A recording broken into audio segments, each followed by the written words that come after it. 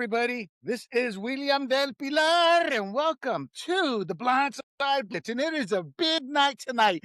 It is NFL draft night, and I got to be honest, folks, this is the first time in many years, I think, that I've been involved in any kind of a draft show since my days of pioneering the fantasy sports industry. Yeah, I had to toss that in there, give myself and the show some gravitas. But we got a great co-host coming up. He'll be taking over after the first 10 or so picks, but I'm here to help him out. And that is Big Joe DeCapita. I don't know if he likes being called Big Joe, but he looks like a Big Joe to me. And he knows his football. He's going to be here to break down the picks for us. And then we are going to welcome Rodrik David. Rodrik David, former NFL scout, came up through the tight end system, if I'm correct, and then went to the Atlanta Falcons. Now, Rodrik, he's the man. He stood up for his rights and his values, and now he's out on his own, and he's doing well, and he's performing, as William Shatner would say, he's boldly gone where other scouts won't go, and that is straight to the kid who wants to make it. He's going to be on hand right after about the 10th pick to break down what's happened, you know, the pros, the cons, the winners and losers, and then he'll be on for the rest of the show to break down the rest of the picks for the first round. And then we're also going to have Eddie Aparicio. Eddie is one of the fantasy sports pioneers you've never heard of. Why? Because he was behind the scenes. But he's been around football for many decades. He will be on hand, talk a little bit football, talk a little bit of NBA basketball for the fans out there, give us a taste of his own podcast show. And then we're going to welcome JJ Stokes, former top 10 draft pick for the San Francisco 49ers, went on to win a ring with the New England Patriots, who right now are embroiled in some controversy. And if I'm correct, Mike Vrabel should have already spoken or is speaking as speak. We don't want to get into soap opera drama of it all because we're here to talk NFL draft. And I know Big Joe, that's what he wants to talk about. So with that, let us bring him in. I know he is excited to be here. There he is, people. Big Joe DeCapita. Let's go, baby. It's draft day. Buckle your chin strap. I'm excited, man. This is happy Draftmas, everybody out there. I know this is the time of year in the NFL where every team, that's right, every team can get a little bit better. Or if you have a terrible team, you're just going to continue to be bad. But this is one of those opportunities in the offseason that you can better your team, upgrade your certain positions that you look to upgrade. And Will, I got to tell you, I'm fired up, baby. Let's go. Hey, that's the name of my podcast, Fired Up, for all you political aficionados out there. That's what I love doing now, is talking politics. But this isn't that show, but I had to give myself the plug there. Had to put it in there. So, Joe, off the top of your head, Big Joe's the one who's been following this. I've been doing a lot of cutting and a lot of editing for the company. Absolutely. And so I've become familiar with some of the names on there. But, Joe, who's likely to go number one? Honestly, with the Raiders picking number one overall, I'm sorry. I'm sorry. Duh. Who's likely to go number two then? Yeah, you're right. Number two to the Jets. That's the thing that's going back and forth. There's been a little bit of a badminton play in the front office for the New York Jets. Some people really like David Bailey to come in from Texas Tech to be that pass rusher, that edge rusher that they've been sorely needing. And then also on the other side, some people are kind of looking at maybe Arvell Reese, the big-time linebacker. Some people think he can convert to pass rusher and be that edge. But I got to be honest with you, Arvell Reese, even though he's a dynamic athlete, super elite traits, he could do everything. But he hasn't been asked to play pass rusher. In his college days, he's been a linebacker through and through. I think he can be an all-pro linebacker at the next level in the NFL. Yes, he has the potential. If you develop him, he can be a good edge rusher. I like to utilize him because he's so versatile as a linebacker. You can blitz a linebacker whenever you want. Pass rusher, you're kind of like putting him in a little of a box and saying, here, this is all we want you to do. So I hope if the Jets do go that direction with Reese, that they keep him at linebacker. You can slowly develop him as an edge, throughout the season. But also, Bailey. Bailey's also a guy, he's got elite traits as a pass rusher. That's why we're talking about him with the top 3 picks here. Who's very quick off the ball, a guy who has size, 251 pounds, about 35-inch arms. They're like tree limbs. Well, they're like tree limbs. You can just stick them right out there and put them in the chest of these offensive tackles and get around them. So I'm pretty Whoa. prospects. Speaking of tree limbs, talk to me about Ua Bernard. I took a look at that guy and I was like, oh my God. The last time I saw somebody like that was, oh gosh, I should know the name. He was projected to be a running back. He went to the combine. It was at the Senior Bowl. Uh, and this guy looked like a Greek god. It's like he was chiseled. He ended up becoming a fullback for the Jaguars. Didn't pan out as a running back, which means hey, looks aren't everything. Talk to me about Yeah. Bernard. Uar Bernard is a very intriguing prospect, a guy who doesn't have a lot of, football experience per se, but a guy that he's 6'5", he's 306 pounds. Like you mentioned, tree limbs, the guy is very long, lean, but he is chiseled. Let's not get it twisted. We're talking about a 300-pounder that's sick, has 6% body fat. That's insane. Exactly. So the athletic traits Exactly. through the roof. The guy can jump out of the building. The guy has tremendous burst and speed off the snap. I don't know how NFL teams view him as, but what I'll tell you this is he would be a great developmental player because of the lack of experience. I expect him to be more like a early day 3 type of pick. Mhm. But man, oh man, you got a nice player with all that athleticism that you can convert to potentially be a huge threat in the pass rush game. And for the fans out there, the Raiders are on the clock, and we fully expect them to take Fernando Mendoza, as Billy Crystal would say. That's a marvelous name, you know. Hey, and we got him in here a little bit early. We have him slated to come on after the first pick. I technically meant the second pick because we all know who's going the first pick, but the fact that the Raiders are still on the clock or has it started, maybe it's just the clock going. What time does the draft actually start per se? Draft is supposed to start 8 p.m. So right now, they're on the clock. So they did start. They're 7 minutes in, and we're just waiting to see what happens, which is interesting because you got to wonder about these first overall picks too. Does the NFL ask them to kind of bleed the clock a little bit, build up some suspense a little bit here, or are they really on the phones and listening to some offers? Because you know that there's a couple of Yeah. teams out there that are desperate for Fernando.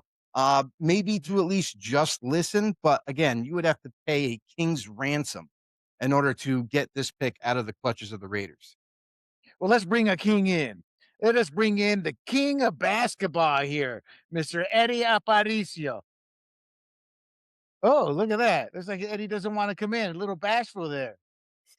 Yeah. There he Hey, is. What's up, guys? What's happening? What's up, Joe? what's going on, brother? All How you right, man. I'm Real feeling quick, good, Eddie. man. You're What's up? it's Fernando Mendoza, the real deal. You know, I saw him play, and he looks pretty dang good, man. I mean, we shall see. I mean, he's definitely probably the best Latino quarterback since Jim Plunkett, right? Hey, We he shall looks like see. me. Yeah, he's a Like Cubano. you, Eddie. He looks like Yeah, he doesn't look anything like me. He looks like you, but yeah, he's a Cubano. Hey, look, I'm pulling for the kid, as a fellow Latino myself. So I think he's going to be a good player. Whether he's going to be worthy of a number 1 pick remains to be seen, but I think he's going to be good. I got to be honest. I don't care the fact that he's Latino, but in this political world, I guess I'm supposed to say, yeah, I got room for La Raza there. I actually admire the fact this kid was a nobody, a nothing. Mamo, who was a all-star athlete at the University of Miami, went there. Can you take a look at my boy? No, senorita, we don't like your boy. And he went on to, I want to say Cal State. Was it Cal State he went on? And then from there, he Mhm. transferred over to Indiana. And in one of the most exciting college national championship games since Jimmy Johnson's Miami Hurricanes that went down to Penn State. It was that was a hell of a showcase to show what heart, grit, and desire can do. Tell us a little bit about him, Joe. Yeah, Mendoza's been a guy that I followed for quite some time throughout his college career, coming from Cal, going to Indiana. And here's the crazy thing: is the University of Miami didn't want him, right? Like this is a guy who was born and raised in Florida, in Miami, had a dreams to be a Miami Hurricane. It never happened. But then he just decided to move on. Like it's you can't just sit there and pout. He decided to move on. He goes to has an opportunity with a low end school, transfers to Cal, then transfers to Indiana. This guy throughout every progression, every team that he's been on, 3 different offenses. He's got the mental capacity of freaking anything you could ever imagine. The guy is like super football IQ to the max. And for a guy that is a pocket passer at 6'5", 236, he has a very strong arm. I don't care what the naysayers say. This guy can make all the throws. He's got more mobility than you expect. And Fernando Mendoza is the absolute right pick for the Raiders. They have selected Fernando Mendoza as we speak. So there you have it. The Raiders get their first pick, and it is The Raiders done and nailed. with the marvelous pick. I'm gonna say that all night with Fernando. Al I think of Billy Davis. Crystal and that cheesy Saturday Night Live character he created. So Eduardo is we may be joined by Twan. I call these 2 Thai guys my 2 Latino enforcers. When Grumblings meet us traveling, I'm gonna bring them along. Right on, brother. Yeah. Eddie doesn't have the glasses on, so the glasses he's Eduardo Kent. Takes them off. He's my thug Superman. Hey, it looks like Twan is going to be joining here, so the full Cisco kids contingent is going to be here. So, and there's my cousin who says go Raiders. Look at that. My cousin Lewis. Go Raiders. I had to just say something, huh, Lewis? God, that Go Raiders, baby. Stings. That word just stings my eyes, man. Raiders. Anyway, Gotta be honest. I thought that was your father, Eddie, with the picture. Oh yeah, damn. there's definitely a resemblance for sure. So we got Anthony here. We got Jesus and Eddie here. I told Anthony the other day. I prefer Jesus, please. Let's stick with Jesus. All right, guys. So real quick, before we get to the next pick and before Joe continues to break down, tell us about your podcast, The Buzzer Beaters. And you guys, I love doing the covers when the Warriors are struggling because I love doing those crying faces. Talk to us. Oh yeah, dude. And AI just mutilates my face, man. God, it's horrible. Yeah, just how badly I look in those things. But anyway, so Twan and I go way back. We've known each other since sophomore year of high school, and we both knew each other. And we've been getting together, talking hoops on our own for years. Just to get together. Anytime we get together to have lunch, we talk about hoops. So when William, you had asked me, hey, do you have somebody who could talk hoops? Because you and I were doing this, and I guess you weren't following his hoops as closely as me. So you're thinking, hey, I think the show would benefit if you find somebody else who knows hoops more than me. And Twan and I had been doing it for years, and and you brought us on, and now you branded us as the Buzzer Beaters. Good name. And then, Twan and I being both from San Francisco, we dubbed ourselves the Cisco Kids. And we were hoping we could use that war song as an intro, but I guess there's licensing issues. We can't do that. But if you like hoops, mostly NBA is all we talk about. This is our show. This is your show to listen to. We're here weekly. We break it up in 2 segments. One of them is going to be dedicated to NBA, a walk around the NBA for all the other teams. And the second one is going to be Dubs Talk or Warriors Talk when we talk about our team. The Golden State Warriors. So Twan, anything else you want to add, really? Well, tell us a little bit. Mendoza just got taken before we go to Joe. Talk to us real quick about the NBA playoffs. Who's going to win it all? And 2, is Steve Kerr, who I do not like. I think he's trash, but he's a great NBA coach. He's a great NBA coach. Talk to us. Is he gone or is he going to stay? So from my end, I think he's gone. I don't think he stays. The only way that he stays is if the players revolt and keep him on there. But I think if it's up to Lacob, they're going to let him go. In regards to the playoffs, Eddie and I did kind of our prognostication, if you will. Eddie went with the Spurs. That's before Wemby landed on his noodle and is now looking at Tweety Birds. Picked the Oklahoma City Thunder, who were last year's champions. So I still feel pretty confident in my, as for the Spurs, I kind of low-key hope the Spurs win it. I'm a big Wemby fan. I'm a big fan of the San Antonio Spurs organization. So I do hope they win, but, I kind of thought with my head, not with my heart. And my head tells me the Thunder's going to pull off yet another championship. Yeah, Eduardo. So when Wemby came on the scene, and for those of you who don't know, he is a Frenchman. We will not hold that against him. However, like a Frenchman, he's pretty fragile. And that was one of my concerns when he came into the league. He reminded me of Ralph Sampson, tall, lanky, wiry, great game, but could not make it in the NBA because he was just too fragile. That's what I kind of see in Wemby the last couple of years. He's missed almost 70 games, Eduardo. Talk to me about Wemby and the Spurs. Well, Wemby is definitely a transcendent player. Twan and I were just talking about, we had lunch today and we were just talking about like, God, are we really going to see this guy, play his full career? Are we going to see, him stay healthy the entire career? Because, he has been somewhat, I don't want to say injury prone, but he's had some bad luck in his first 3 seasons. And he's going to be the reigning defensive player of the year. And, I wouldn't be surprised if this All right. also, Eddie, hold on. yeah. The pick is in. Do we know who the pick is, Joe? It's David Bailey. David Bailey. I'm sorry, Hey, Eddie. We'll get right back to you. Talk to us. Talk to us about David Bailey. David Bailey, like I was mentioning earlier in the show, guy who's just a pure speed demon off the edge, pass rusher galore. He's got a lot of pass rush moves. I like for him to kind of extend that attribute that he has, that he can be able to kind of build off of and get more pass rush moves, more tools in the shed. But at the next level, he'll be taught that. But he's got tremendous speed off the snap. The guy has enough strength. The guy can make big time plays in the backfield. I'd like to see him get a little bit better with run support, but that's going to go hand in hand with the coaching that he's going to receive at the next level. I love David Bailey as a pure pass rusher, and the Jets obviously love him too. Well, I think players go to New York to die. Real quick, Eddie, wrap up Wemby, but tell us, do players go to New York to die? Do players go to New York to die? Are you talking from the football perspective or from the Of basketball? course. Well, both, actually. They haven't won squat since what, 1972? Come on now. Just because you get close, don't mean you get the ring, brother. It's the biggest, supposedly the biggest market in the US for all sports, It is. right?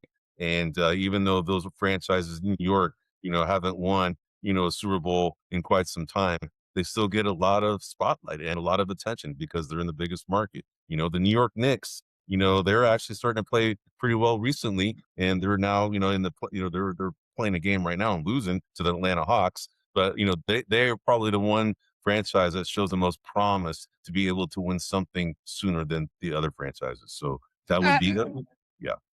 Hey, let's not forget about the Yankees, gentlemen. Let's not forget about the Yankees. They win more than their Well, yeah. You're right. The Yankees. Well, let's be honest here. Let's be honest here, gentlemen.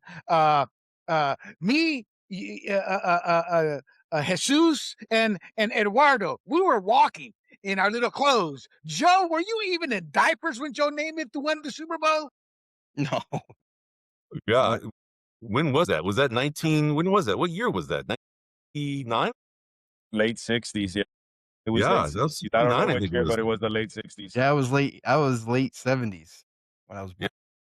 So what are your thoughts here, Joe? This is your show. We've kind of taken it over. Real quick, before we let these two guys go here, any thoughts going into the first of all to the guys there? Eduardo here is an old fantasy football behind the scenes legend. Why do I say that? Nobody in the public knows who he was, but in the industry, we all knew who Draft Board Eddie was. Tell the audience a little bit about your gravitas that allows you to comment here. I mean, Jesus can comment on anything. He's Jesus.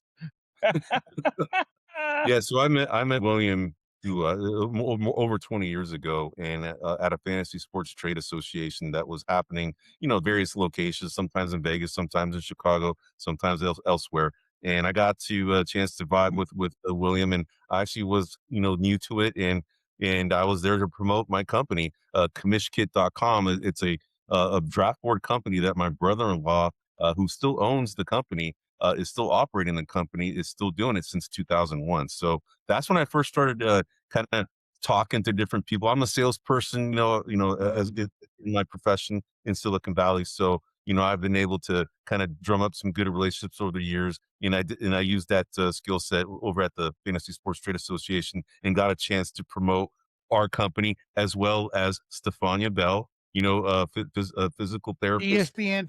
analyst at ESPN. It was through our efforts, William and I, that she actually got to the point where she's at right now at ESPN. So that's kind of the behind the scenes stuff that you would, probably a lot of people don't know about, that all happened because of our efforts. So.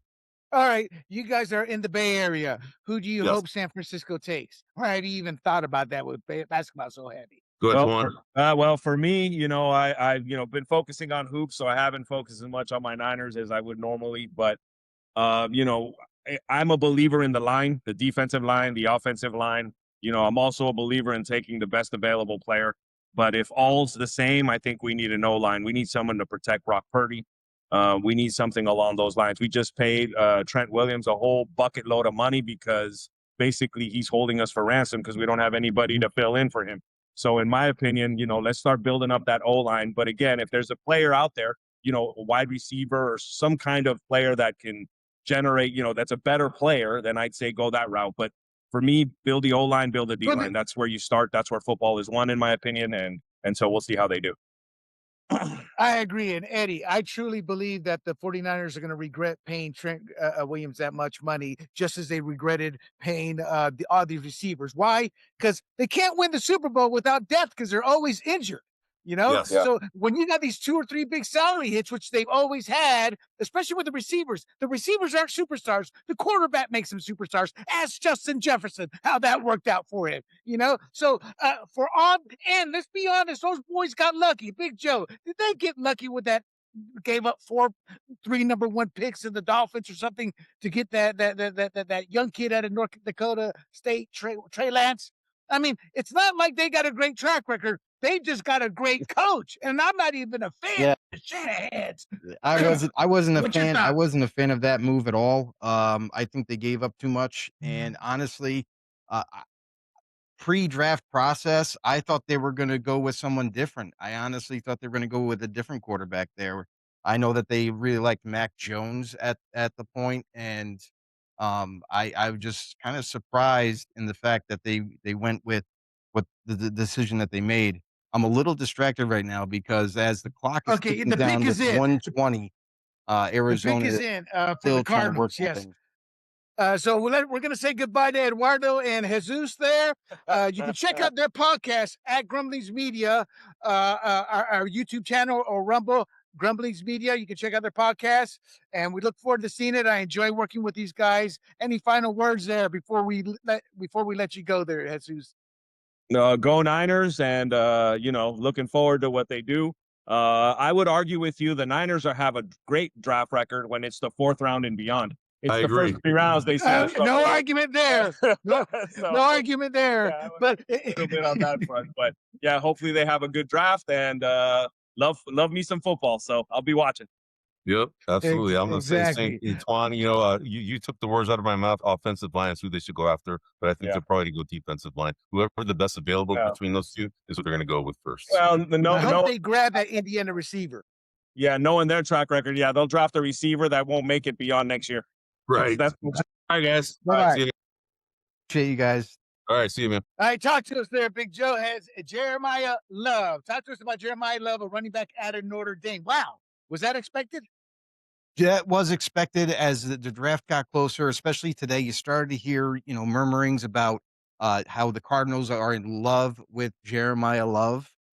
And it's really easy to do that because this guy, a lot of people are saying that this guy is the next coming of a Saquon Barkley, of a guy that is that talented, that is up there with the conversation of Bijan Robinson, if you want to go that far.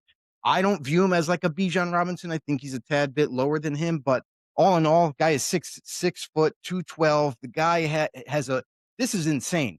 For a 10-yard split, for 10 to take off from standing still to 10 yards, he gets there in 1.5 seconds. I mean, the guy runs a 4.36 40. He has speed to burn. He's very compact. He's strong. There's a lot to like about this kid because it's not just one thing he does well. He does everything extremely well, all at a high level. He can make you miss. He can make you he can run through you. He can spin around you. He can stiff arm you. He can catch out of the backfield. He's got receiver soft hands. And Jeremiah Love, honestly, is definitely going to be an impactful player, playing that running back position that he's going to get the rock often, and he's going to team up with the Cardinals offense. I don't know still. It sounds like they're going to still rock with Jacoby Brissett at the moment, but maybe things change. We'll have to keep continuing to watch the draft. But Jeremiah Love, a very, very excellent, excellent elite type of pick here. Well, talk to me about character. And real quick, let's do a real quick 30-second hint on Fernando Mendoza. I think he's pretty much well known as a high character guy, willing to work Yeah. hard, live, breathing football, no issues off the field. Would you No. agree? Yeah. Talk to us about the. You don't have to worry about him at all off the field. So much so that he's avoided relationships throughout college because he classifies females as distractions. And he doesn't want Bam! any distractions in his life concentrating on all football. This is a kid that is has laser focus just about football. He's all about it, like 24/7. He eats, breathes, sleeps football constantly. The guy, he's one of those, like, he's a very religious person, and you don't have to Strong worry about Catholic, I any bet. extracurricular activities with him. The guy just stays home, he studies football, he practices football in his sleep, basically. But this is a guy that's a prototypical pocket passer, 6'5", 236, big dude, but where he wins, like other pocket passers, he wins with his mind. He has a super elevated football IQ that is second to none right now, and he's got a strong arm. He can make all the throws, super accurate, and he's more mobile than people think. Even though he's a 6'5", 236 guy, he looks like a guy running on stilts. The dude can still make plays. He's got good, decent straight line speed, and I think the world of him. I think you never have to worry about any off the field issues. A guy that's going to be in the building pretty much 24/7. He's going to rival Max Crosby at this point in time, making it to the building. Who gets there first every morning at 5 a.m. But this is the kid There that you you go. don't have any questions about. I think the sky's the limit for him in the NFL. Outstanding. And the other guys? David Bailey, who we kind of touched on earlier. This is a guy who's another 6'3", 251 pass rusher. We talked No, about no, I how mean he his can character. His character. His so character's good too. character David Bailey is a family man, much like Mendoza in the fact that he's all about family. His mother, he wanted his mother to come with him. She couldn't make the trip to Pittsburgh for the draft. But again, all he thinks about is helping mom out, helping the family out, his friends. He's got a great circle around him, so I don't have really any concerns about David Bailey. And you're going to see that a lot with some of these prospects, especially these early on prospects, like Jeremiah Love, another kid who you really don't even have to worry about nothing with him. Again, you're seeing more and more now as we get further and further throughout this decade with the draft coming year in and year out. You're starting to notice that a lot of these high end draft picks are all level-headed human beings, all about football and family, and they just want to do the right thing. Well, as far as the fantasy aficionado, look, Jeremiah Love obviously was getting love from the fantasy football community world, and rightfully so. It's best prospect. Why do I say that? He went number 2. So he's going to get the rock. He's going to fall high or he's going to go high in a lot of fantasy drafts, Joe. Yeah. Me, I stay away from those type of cats. He may prove me wrong, and God bless him. I hope he Mhm. does. But if I'm drafting in my fantasy league, I'm looking at the first 2 rounds. I get as close to guaranteed success as possible, because one thing you can't say, or one thing that is true both in fantasy world and in the real NFL world, those first few picks can't can't win you a championship, but they can lose you a championship.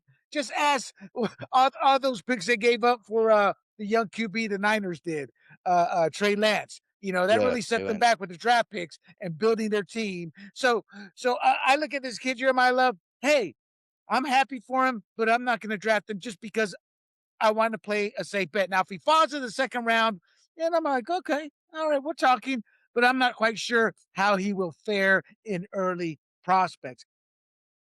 Great running style, as you said, athletic freak. He's big, he's fast, he's agile. Now, if he can catch the rock, that does lift his value up. All right, Joe. Yes, it does. Have you played in any fantasy leagues? Oh yeah, you know what? Used to be about 3 years ago. Used to be in about 5 or 6 leagues.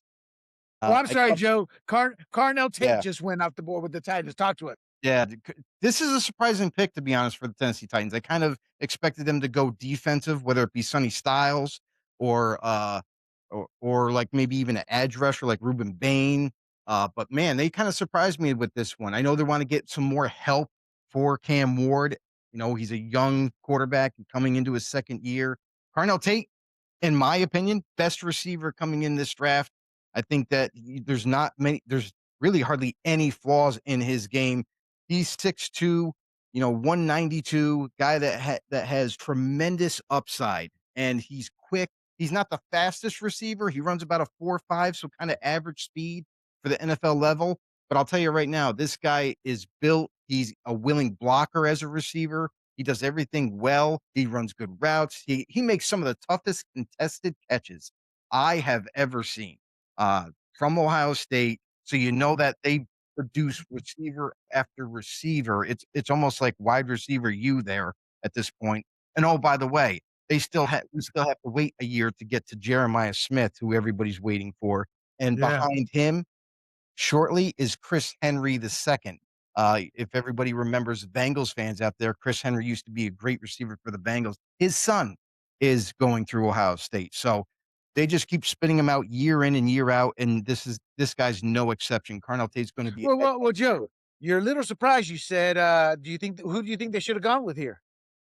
I actually, because of Robert Spillane taking over that defense for the Tennessee Titans, I really fully expected them to go defense, because typically anywhere, Robert Saleh has been, he's gone defense in the first round. He tries to really build that up. And I kind of expected like Ruben Bain to go here, or Sonny Styles could be that Fred Warner type middle linebacker for him. But I'm a little surprised that they went offensive here and they went with the best receiver in the draft.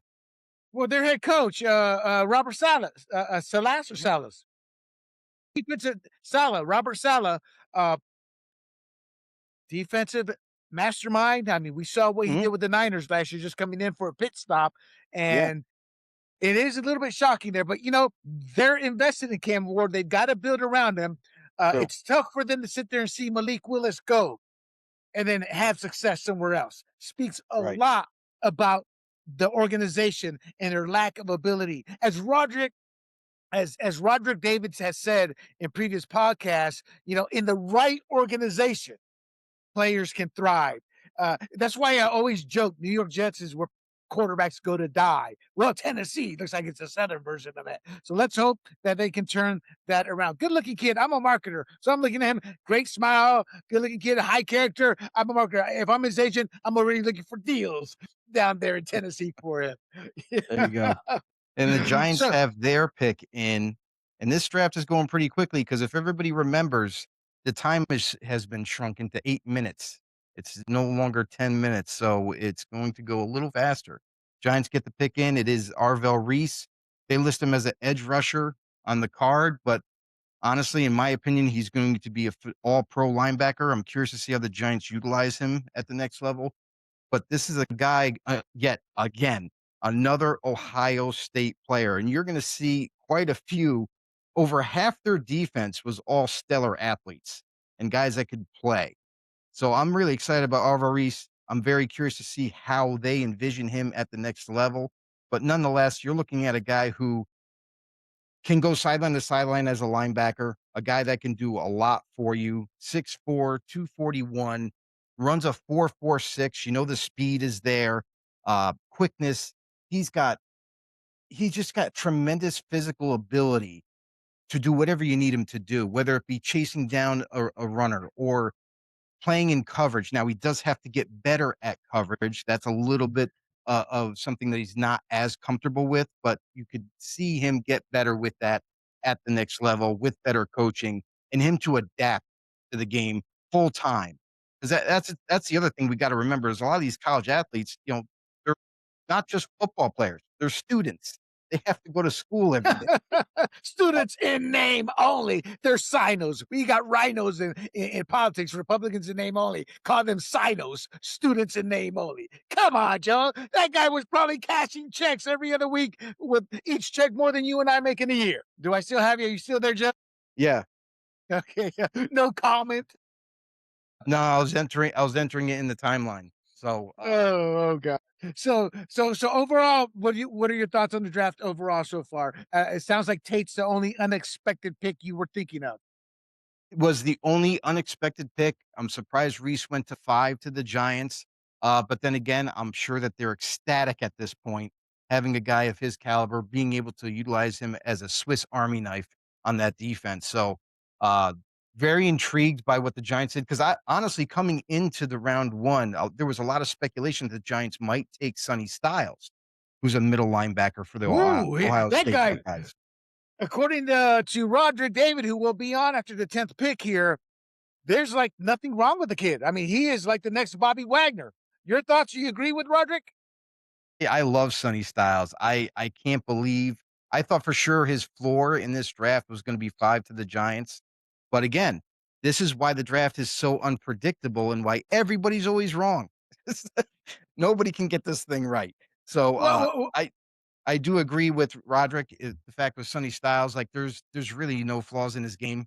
I'm super excited to see where he goes. It could be that honestly, for him to go to now where the Cleveland Browns are sitting at 6, they got a dilemma on their hands because I know for a fact they didn't anticipate Sonny Styles being there, but this is also an organization that could desperately use offensive line help. Do they go for the tackle regardless of Sonny Styles slipping? You know what I mean? Do they and Carnell Tate, I know, was also another guy in the cards for Cleveland, but now he's gone. So makes that's this a good pick right point. here for Cleveland a very, very interesting decision for them.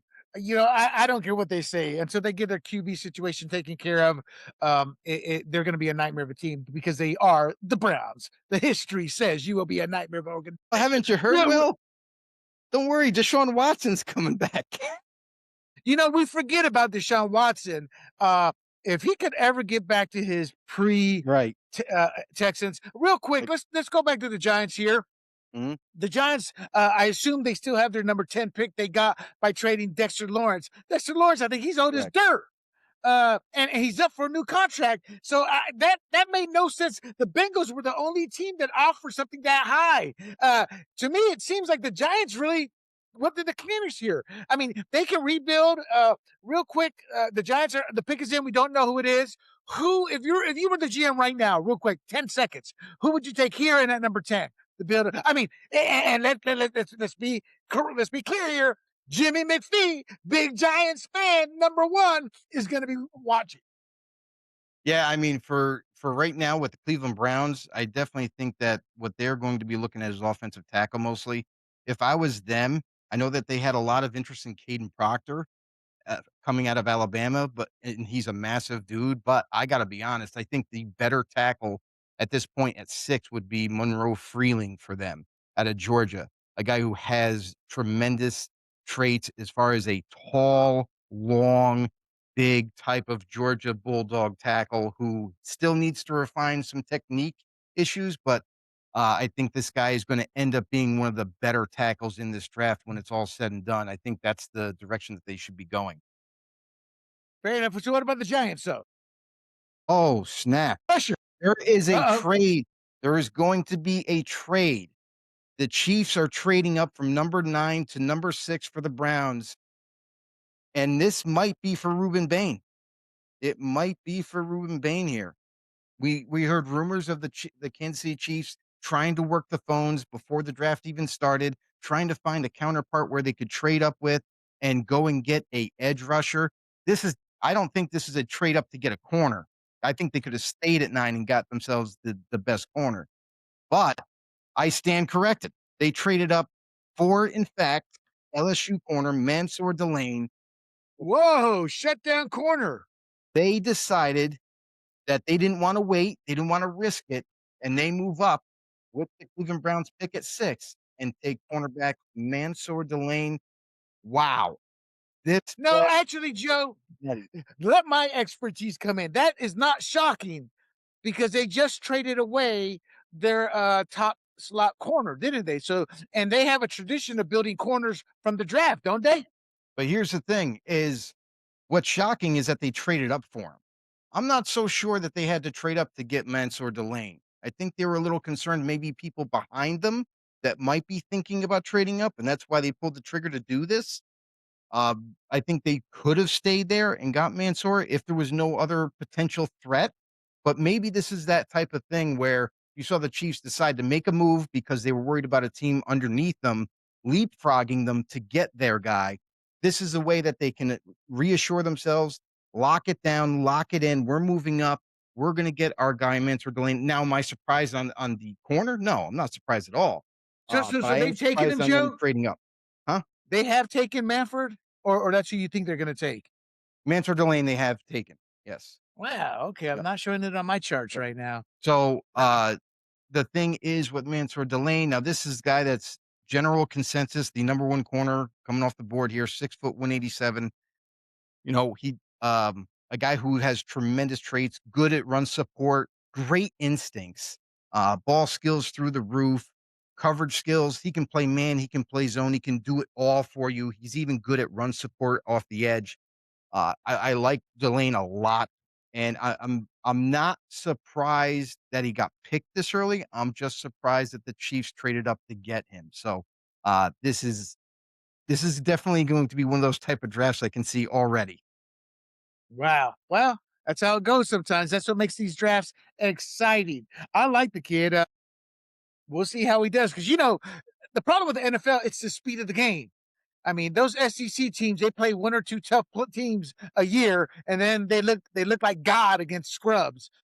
And Mhm. cornerback is one of those where the speed quarterback and cornerback is where you see the immediate. With quarterbacks, it takes a couple of years or about 20 some odd games per Bill Walsh. But cornerbacks, man, you see a lot of these supposedly stud cornerbacks come out and become, nickelbacks because that's they just want to they can't play every single play. So that's one way to look at it, but we will Right. see. That's right. That's right. Now we have the who's at 7? We have Washington that will be on the clock, and this is interesting too for the Commanders. It's because Commanders, I'm pretty sure we're hoping Sonny Styles is there. I think Sonny Styles will end up being the pick for the Commanders. I don't think they thought, just like a lot of other teams, didn't think Sonny Styles would slip this far past 5. That Washington has got to be super elated, and they're a team that desperately needs to build on that defensive side of the ball. They have some really good offensive pieces that's starting to come together. Jaden Daniels is going to be healthy this year, so they'll have their starting quarterback back. But their defense was up and down all season long. They definitely need to rebuild that side of the ball. This is probably a godsend to the Washington Commanders to have Sonny Styles still there. I think that's definitely going to be the pick. So you really think this kid's a future all pro, huh? I really do. I absolutely love Sonny Styles. He's one of my favorite players in this draft, and not just because he was supposed to be a top 5 pick, but the kid is just he's everywhere. Like this kid, by the way, Sonny Styles converted from safety, by the way. So when he first got to Ohio State, he was a safety along his counterparts.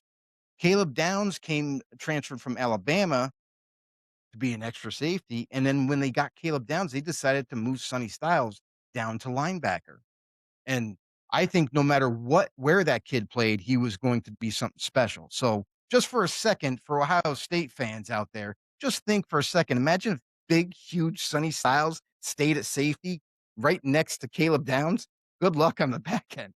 But the Ohio State staff, they decided to move him to linebacker. Still a tremendous player. But you know what that means? That means eventually you could do it's usually a cornerback that loses a step but can still hit hard will shift over to safety. I can imagine Sonny Styles doing that after his linebacker premier days are over. We can have an extra lifespan there. But that monster the lane pick really is intriguing to me because the It Chiefs is. moved up it real quick before the Commanders pick comes in. It kind of tells me how the Chiefs are looking at their team, their makeup. They know Mahomes just can't do it. They know they can no longer score 30 points, and the defense has got to help them out. Kelsey, Travis Kelsey, I mean, he's a day late, dollar short now. The Mhm. receivers have yet to prove themselves to be good enough. So I could see the logic in what they're doing here with this pick. Going back to the Arvell Reese pick there as an edge rusher, the Dexter Lawrence trade, he's a defensive tackle. How are they going to? I haven't kept up as much as you have. My thought process is maybe they're looking at the first round to make up for a younger version of Dexter Lawrence. You think that may come in pick 10? You could definitely see it that way. I know that the Giants absolutely love Caleb Downs. Absolutely love the guy. So if by chance he gets there to 10, I'm pretty darn sure that that's going to end up being the pick if Caleb Downs gets that far down. Uh, but this is another team where the Commanders could go that direction too. They just need to add defensive talent. They got a lot of holes on that side of the ball. So whether it be Sonny Styles or Caleb Downs, the Giants right now are really kind of grinning their teeth and hoping that that's the case where Caleb Downs might be available to 10. That'll be a home run for And them. for the audience, that's Mansour Delane. And, his name was spelled differently and very depending on what you were reading. And Mama San had to come in and correct everybody, didn't she? Yes, she did. Yes, good looking kid, good smile. Never been a big fan of cornrows, but to each their own. Hopefully, he can. Doesn't matter what he's wearing under that helmet, he'll be able to produce well for the Kansas City Chiefs. I loathe the Chiefs, but I do have a soft spot for Patrick Mahomes because of his character. Good character kid. Boy, they're taking forever with that pick there. As far as fantasy ramifications, as far as fantasy football ramifications and looking it over right now, there's IDP people.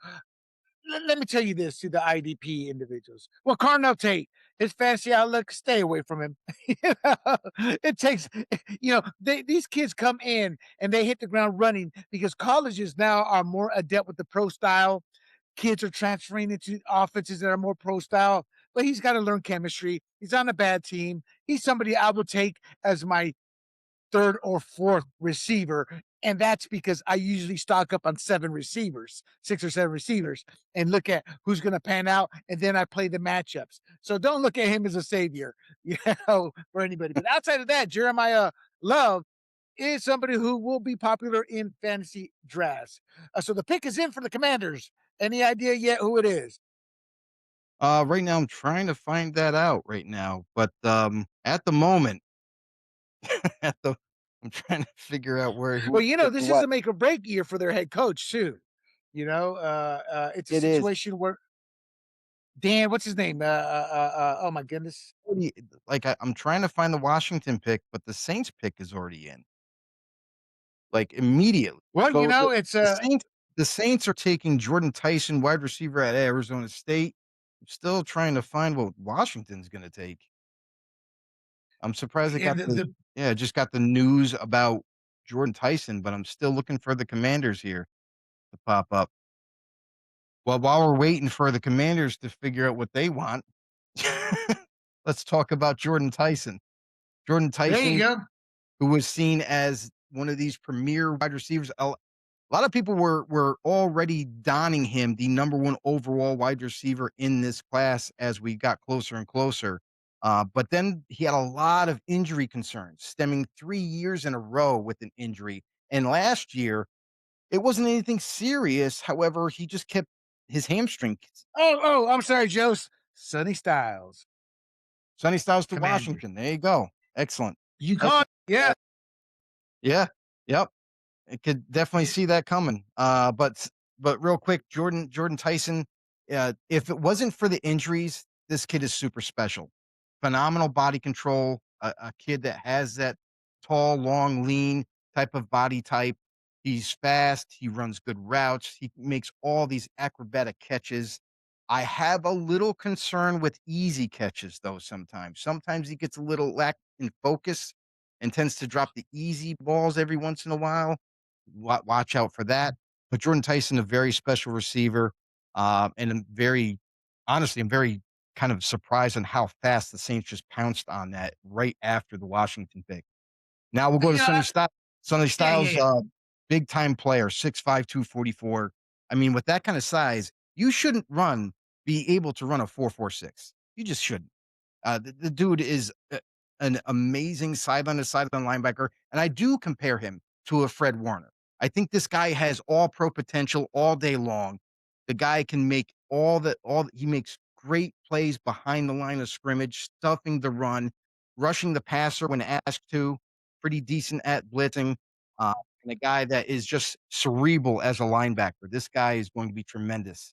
I mean, look at him. He looks like he's all muscle, like one big muscle there. You Oh, know? absolutely, all ready to go for them. Oh yeah, and, instant starter probably. I would assume at that pick, right? Yeah, day one starter, hands down. I mean, that's what they were looking for. They needed a difference maker on that side of the ball, and by adding Sonny Styles, that is the guy that's gonna be wearing the green dot on the helmet, the guy that's gonna get everybody lined up correctly, the guy that's going to command and lead, that defense. This is the perfect scenario for the Commanders, is for them to be able to get Sonny Styles that not a lot of people envisioned him getting this far down. I gotta be honest, it sounds like, he may be the most impactful player in the draft right now. Let's be honest, Fernando Mendoza is gonna take a little time to learn. The cornerback, same thing. But a linebacker is like a running back's version of on defense. Come in, make an impact Yeah. quickly, depending on how they scheme him. Because let's be honest, that middle linebacker's got to know that whole defensive layout. But we'll see how Sonny does. And they haven't officially listed the Saints pick yet, I don't think, have they? Yeah, the pick is in. It just hasn't been officially announced. This is one of those things where the NFL loves to play games when the pick is in. They don't want to make this draft go too fast now. They did speed up the time a little bit, but now they love to do these games where they, make it last a little bit longer, delay the announcement of the pick. So we'll wait until they give the official word, but Jordan Tyson will be that pick, that selection. Jordan And Tyson. now, I gotta be honest here, Joe. Injury prone receivers. I'm like, Mhm. I'm just not gonna risk a pick that high. You know, Yeah. that's just who I am. Mhm. And I'm not an NFL GM, but I have spoken to a lot of them, and some of the risks they take and the reasoning they've given me in the past. Yeah. I'm like, well, you're the pro, and then 2 years later they're out of a job, Minnesota. Right. Yeah, so Absolutely. yeah, it just seems like the Saints Absolutely. are just a wreck as well. They're a You know team what? that Listen, this is why I don't really question teams. I have to see what happens. I know there's concerns about the injuries.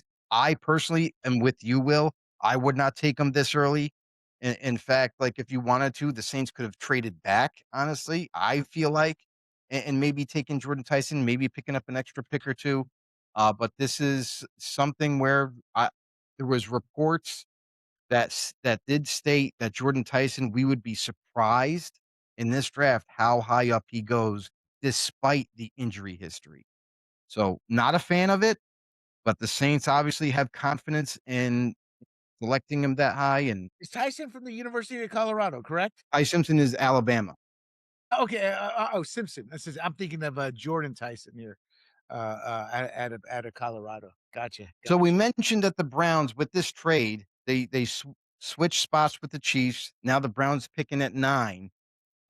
They're gonna be taking a tackle, and honestly, the way these things are going is just when you think you know who it is, I think it's gonna be Monroe Freeling. Some people think it might be Caden Proctor.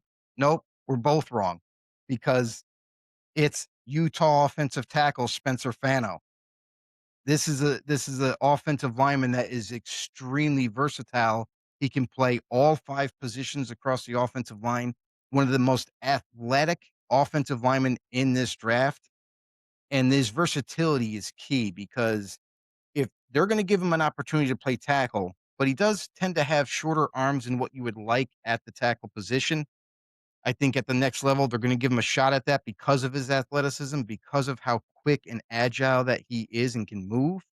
But in the end, he might kick into guard, and he also can play center in a pinch if you need him to. So very scheme versatile type of offensive lineman, but a guy who a lot of people envision as just a absolute dog going into the NFL.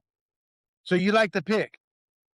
I like the pick. I'm a little honestly like I feel like for their power gap scheme that they're going to utilize in Cleveland, I don't really think he fits the bill. He's not a big mauling type of offensive lineman. He's a more athletic, chiseled type of lineman to where like he fits more of a zone blocking scheme. So I just don't know how that's going to work for them in their power gap scheme. Now with Todd Monken taking over as the head coach for Cleveland, formerly of the Baltimore Ravens, was the OC over there.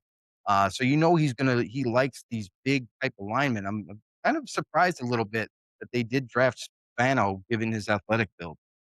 I got to be honest. He'll fit right in a Cheech and Chong movie, though. Oh, wild man hair.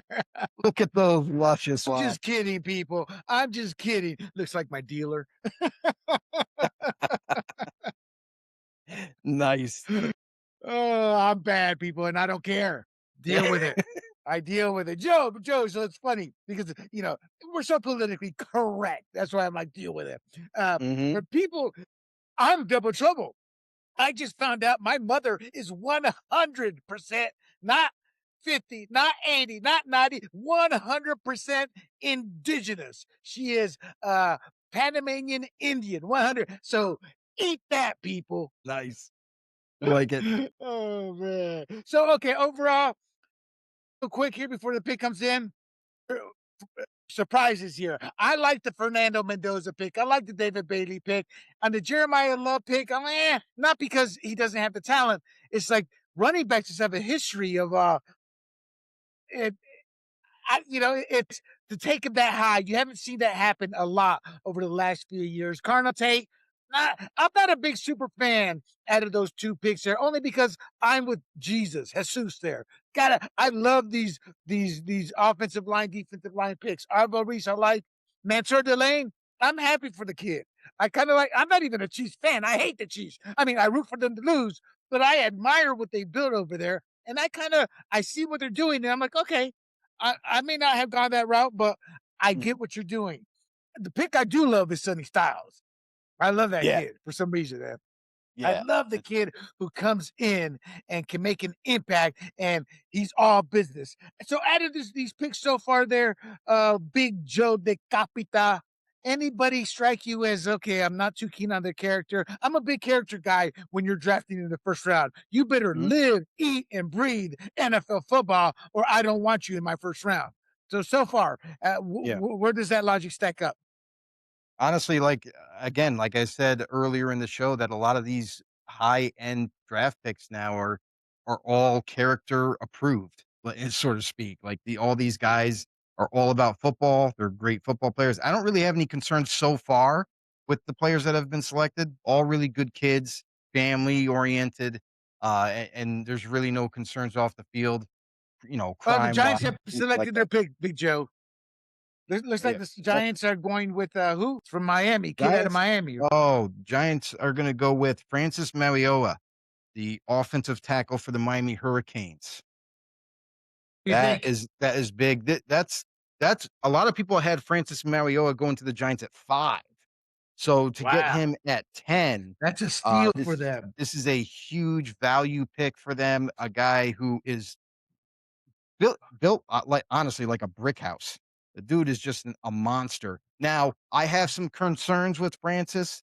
Me personally, he does tend to have shorter arms, kind of similar to Spencer Fano, but he's held it down in Miami through all his years in college that they're going to give him a shot at that right tackle position. But I view Francis Marioga, I think that in the end, he's going to kick into right guard. I think he's gonna struggle at the next level with these high premier speed rushers. He didn't really have to deal with it a ton in college.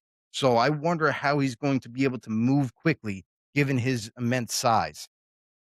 And you can see what you're talking about here with the short arms. You can clearly see that right there. It's kind of squatty guy. It appears there, but that's who the Giants. So do you think Jimmy McPhee's happy with these past 2 picks? And for those who don't know, Jimmy is Joe's normal co-host who's taking a little bit of time off here, but we wish him the best. And you think he's happy with the 2 Giants picks? I think he is. I think offensive line has always been a sticking point with Jim. He views them as neglecting those position groups for far too long, and now Well, with I'm with John it. Harbaugh at the helm, he's gonna make sure that the trenches are rebuilt. I'm with him on that. You know, again, if you look at these championship teams, they've got studs on that offensive and defensive line. And Terry Bradshaw, I always put him as one of the top premier quarterbacks. So he won 4 Super Bowls. You still need that quarterback to help you win, Right. despite that defense because of the quality of their opponents last year. One of the exceptions is like the Ravens 2000 team, just that was a crappy year for most NFL teams, and that defense dominated. But the Steelers, offensive line, defensive line from those 70s Steel Curtain days, look at the great teams. And to me, that is why the Rams did not last long as a high-powered offense. Finesse, they just couldn't get that offensive line replaced with the type of player needed for that system. You Right know? on. All righty. So the Ram Browns are on. No, the Browns already picked. I'm sorry, the Dolphins are on the clock. New regime down there. Well, what are we looking at? for Jeff Hafley and the Miami Dolphins, this could be another offensive line pick. Jeff Hafley, I'm not sure how much he's going to be pounding the table for a defensive player. You know, he's defensive minded. Maybe he wants to rebuild that side of the ball first. But again, you got to get you got to get Malik Willis some playmakers. You damn well traded away Jalen Waddle when he just got there, and obviously Tyreek Hill was already on his way out. So now this dude has basically a bunch of low tier slot receivers right now at the moment. The guy needs some outside help. So I mean, they gotta go, I think they have to go wide receiver. Honestly, is the most critical thing right now for them. But I also could see them go the direction of rebuilding that offensive line as well too. I don't know what to think of the Dolphins. What are they going to do with Tua? There's a lot of As holes. their I mean, there really is a lot of holes with the Dolphins. So I mean, they could go in a number of different ways: offense, defense, you name it. What do you So think they're going to do here? What do you think they're going to do? Personally, think. honestly, the way everything is, I'm kind of so I have Vega Ioane. He's a guard out of Penn State, and I ranked him as my number one offensive lineman. Period. Forget the tackles, the guard. This dude is absolutely a beast. I would not be shocked if the Dolphins went with just a absolute mauler in Vega if that's what they decided to do. Do it. They could also go if they wanted to go tackle. Watch out for Blake Miller from Clemson, a guy who is a great pass protector, a guy who's good run blocker, has those long limbs that we like to always talk about. So that could also be the pick. Now, if they wanted to go wide receiver, a guy that comes to mind, I'm not a huge fan of Makai Lemon, but he's basically a glorified slot receiver, really good player. But again, I just feel like Miami has too many of those type of dudes. I don't think they would go Makai Lemon, even though he's supposed to go around this area. Well, we're talking Miami. He's no longer. I think they officially released him, didn't they? Tyreek Hill. Think his career's Yep. over. Yep. Um, Honestly, when you talk about Tyreek Hill, it's because listen, the guy's mid-30s right now. He's not no spring chicken anymore. So I gotta say, it's gonna be kind of tough for Tyreek Hill to sign somewhere when this guy is always looking for a big money contract. You're Oh no, mid-30s, those dude. days are gone. You're Those you're days are coming gone. back. You're coming back for yet another ACL injury, and even healthy or not, I think he's gonna have a hard time finding a home. Honestly, I think he might, but he's gonna have to kind of dwindle down his um expectations for what the next team is. I agree as well. I think it's a situation in which he's not going to go for the veteran minimum, or they may give him a veteran minimum, but give Mhm. him a few easy bonuses, but he's going to have to earn it. I mean, he hasn't even signed with anybody yet, has No, he's still a free agent, and I kind of fully expected that with how deep this draft is. Definitely thought that teams were going to wait to see what they could get. Now, after the draft, maybe he gets a couple phone calls from teams that didn't quite get the guys that they wanted to get, and kind of kick the tires, so to speak, to see how much he's looking for and if they can make a deal get done. But I have my doubts. Honestly, Will. I have my doubts with Tyreek Hill. I'm not 100% sure if he gets to go to uh, a destination where he's looking to win with. I don't see him going back to Kansas City. I know that's kind of been a Joe, so the Cowboys Yeah. traded up to number 11 per Adam Schefter. nice. That's a great So- selection. So what are we looking at here? Great reporter. Tell you, while we're in a lull here, let me tell you about insiders and how it works. When I came up, I had access. In 10 years, I worked with over 200 beat reporters from every city. Insiders get a lot of their information from beat reporters. When you have the name ESPN behind you or NFL behind you, teams call you back, GMs call you back. We don't really have true insiders anymore like we did with Chris Mortensen. Or the who's that guy came out of nowhere in basketball? Shams, where he built. Jay Glazer built he's not as much an insider as much he's living his large life there as the guy on Fox for who comes in with the news. But these guys, I would never consider Schefter a true insider. He gets inside information because he's attached to ESPN, but he does his job well, very well. So I will give him kudos in that. Florio's another one who because he's attached to NBC, but the internet changed everything. Not internet, social media and Twitter really changed the game with insiders.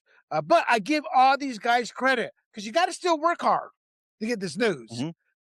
So kudos to them. So your thoughts on the Cowboys? What are we looking at? Wide receiver. I mean, they got Pickens for only 1 year. They're not going to give Pickens a long-term contract, is my understanding. But they do need an edge rusher. They've never replaced who was the cat who went to Green Bay? Micah Parsons.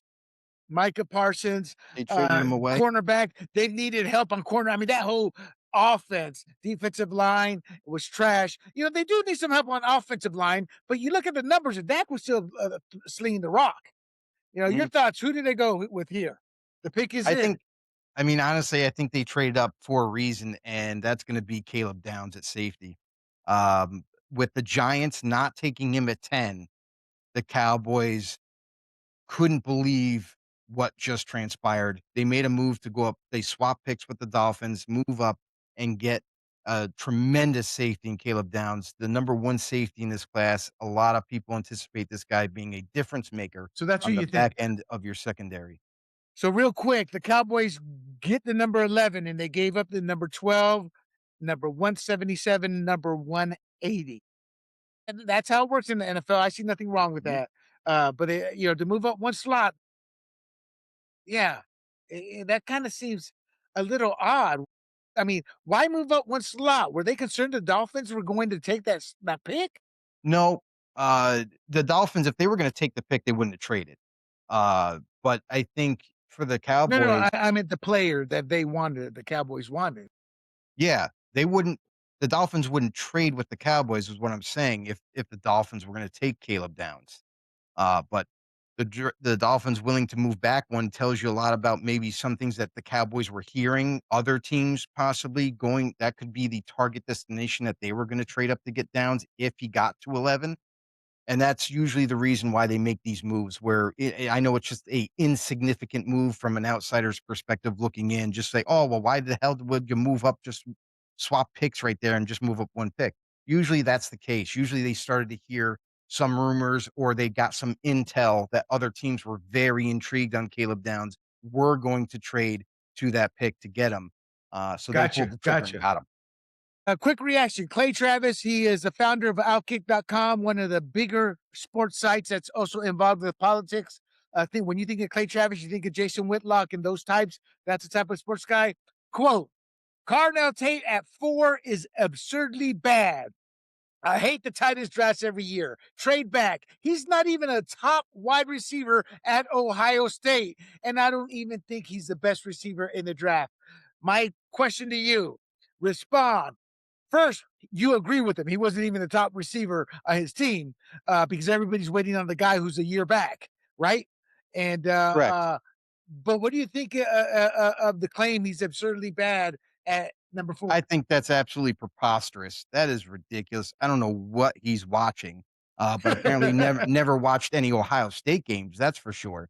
Well, he's Is he not the best receiver at Ohio State? Sure, I'll give him that. He's the second best next to Jeremiah Smith. Carnell Tate in this draft class is 100% the best receiver to take. A guy that you have no concerns on or off the field, no injury concerns, extremely durable, and can do everything that you need an outside receiver to do. Block, catch, score touchdowns.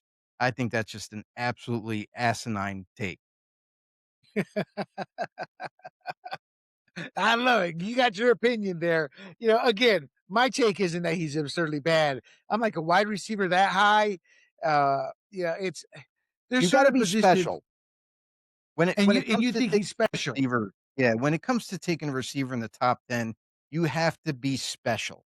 Now, it could mean a lot of different things. You could be special in some of the plays that you can make. You could be special with your attributes because let's just say if Carnell Tate was what he is, 6'2", around 200 pounds, and could run a 4.27, then this wouldn't be a negotiation or a disagreement or a debate. Everyone be like, this guy's he's the fastest receiver. He's one of the bigger receivers. Hands down, this is an elite thing. But the fact that he doesn't run a elite 4.2 or 4.3 type of speed, he's more of an average type of top end speed, 4.5. Right. That I Right. think a lot of people they're looking at the speed and saying, well, how special can he be? I don't know. But at Ohio State, I'm just saying the guy made tremendous catches, super difficult ones, whether it be one-handed behind his back, over the top of his head, at the baseline of the end zone, and somehow, some way comes down with it when it being a contested catch. I'm sorry. That to me is special, is the plays that he can generate and make. That's why he's the number one receiver in this draft. No, I get it. I get it. I just think maybe. Do you think the Titans could have traded down for him though? That's the risk that's the thing is the draft is really risky when you start playing around with those scenarios because you don't obviously no team knows what the other team is thinking or wants to do. So if you trade back, you better have pretty good intel or on pretty good authority, know what a few teams behind you are picking. Or have an idea at least. Because when you trade back, that also is a little bit of a risk factor where you might have traded back. Sure, you gain some capital and extra picks, but also you risk on losing your guy that you were hoping to get to slide down to you. So that's one of those things where maybe they viewed it too much of a risk to move down, or simply it could be this simple to where All they right. just couldn't get a deal done. Okay, Skip Bayless, way too high for Carnell Tate. Nothing special about him. By far, Ohio State's second best receiver, and in caps. And he just went. Well, it was 4th overall. He said 5th overall. Was it 5th or 4th that he just went? Carnell Tate. Yeah, he went 4th overall. He said 4th. 5th. Well, Skip, when you get your damn tweet right, then talk to Big Joe DeCapita. Skip Bayless, what are you doing lately, bud? Are you just doing podcasts now, or because you keep losing job after job wherever you go, being more irrelevant every day? I don't understand where he's coming from. And this is another guy that I love, these talking heads that don't really do scouting, that just like to go off of the hinge and create drama and just kind of just create this hysteria, stirring the pot. So yeah, good one, Skip. Go back to the closet. Well, according to Jay Glazer, who I just spoke about, uh, Rams are going to be looking at quarterback Ty Simpson with pick number 13. I don't want to get too far ahead, but Jay Glazer, who I think is the man, I love that little guy forever.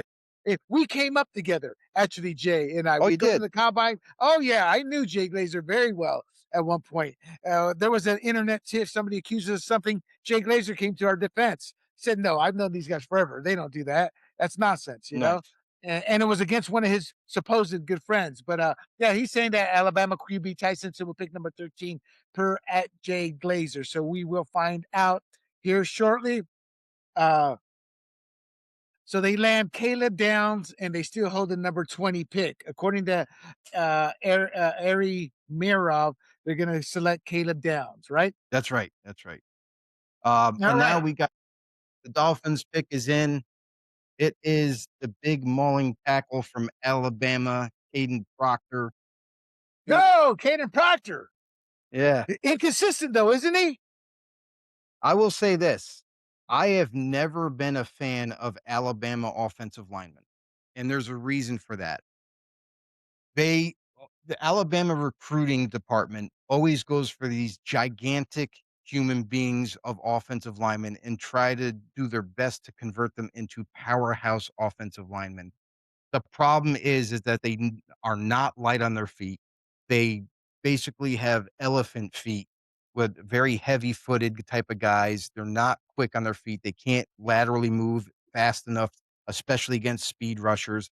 You look at like a guy like David Bailey, who we mentioned earlier in the show, extremely fast, quick burst off the snap.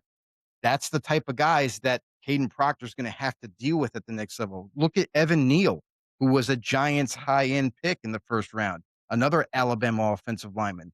The list goes on and on. Alex Leatherwood, former Alabama offensive lineman. What was he? He was a bust. So a lot of these guys that come into this league now, great, they're huge. Don't get me wrong. Caden Proctor's ridiculous. Like that, you can't teach size 100%. This is a mauling type of figure. When you look at this dude, you want this guy to get off the bus first because he is intimidating looking. He is a guy that is phenomenal for run blocking for obvious reasons. Big dude, 6'6", 352 pounds.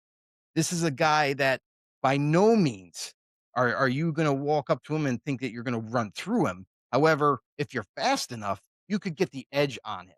And that's going to be the concern at the next level for him is he's going to be that power guy. He's going to be phenomenal for you in the run blocking game. But as far as pass protector goes, pass protector is going to be suspect.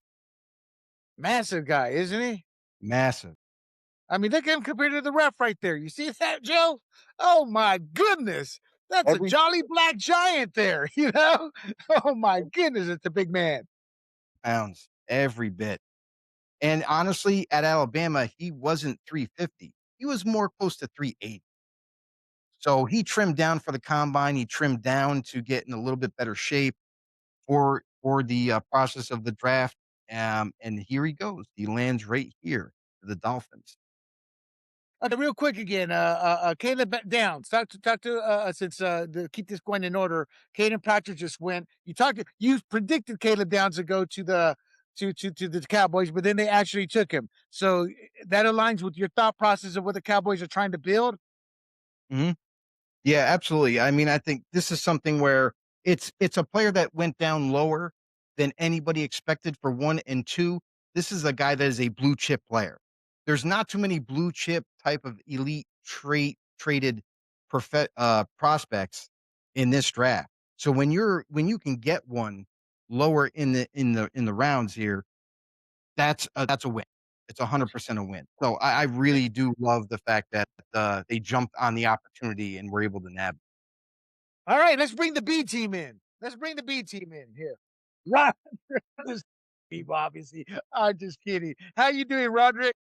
I'm outstanding. How you guys doing? And listen, now that Rodrik's here, I don't want to be the third wheel on a bad date here. So I'll let Big Joe DeCapita take over. But before I go, Rodrik, yeah, the first 12 picks have been taken. We are being told per Jay Glazer that Tyler Simpson is going to go to the Rams.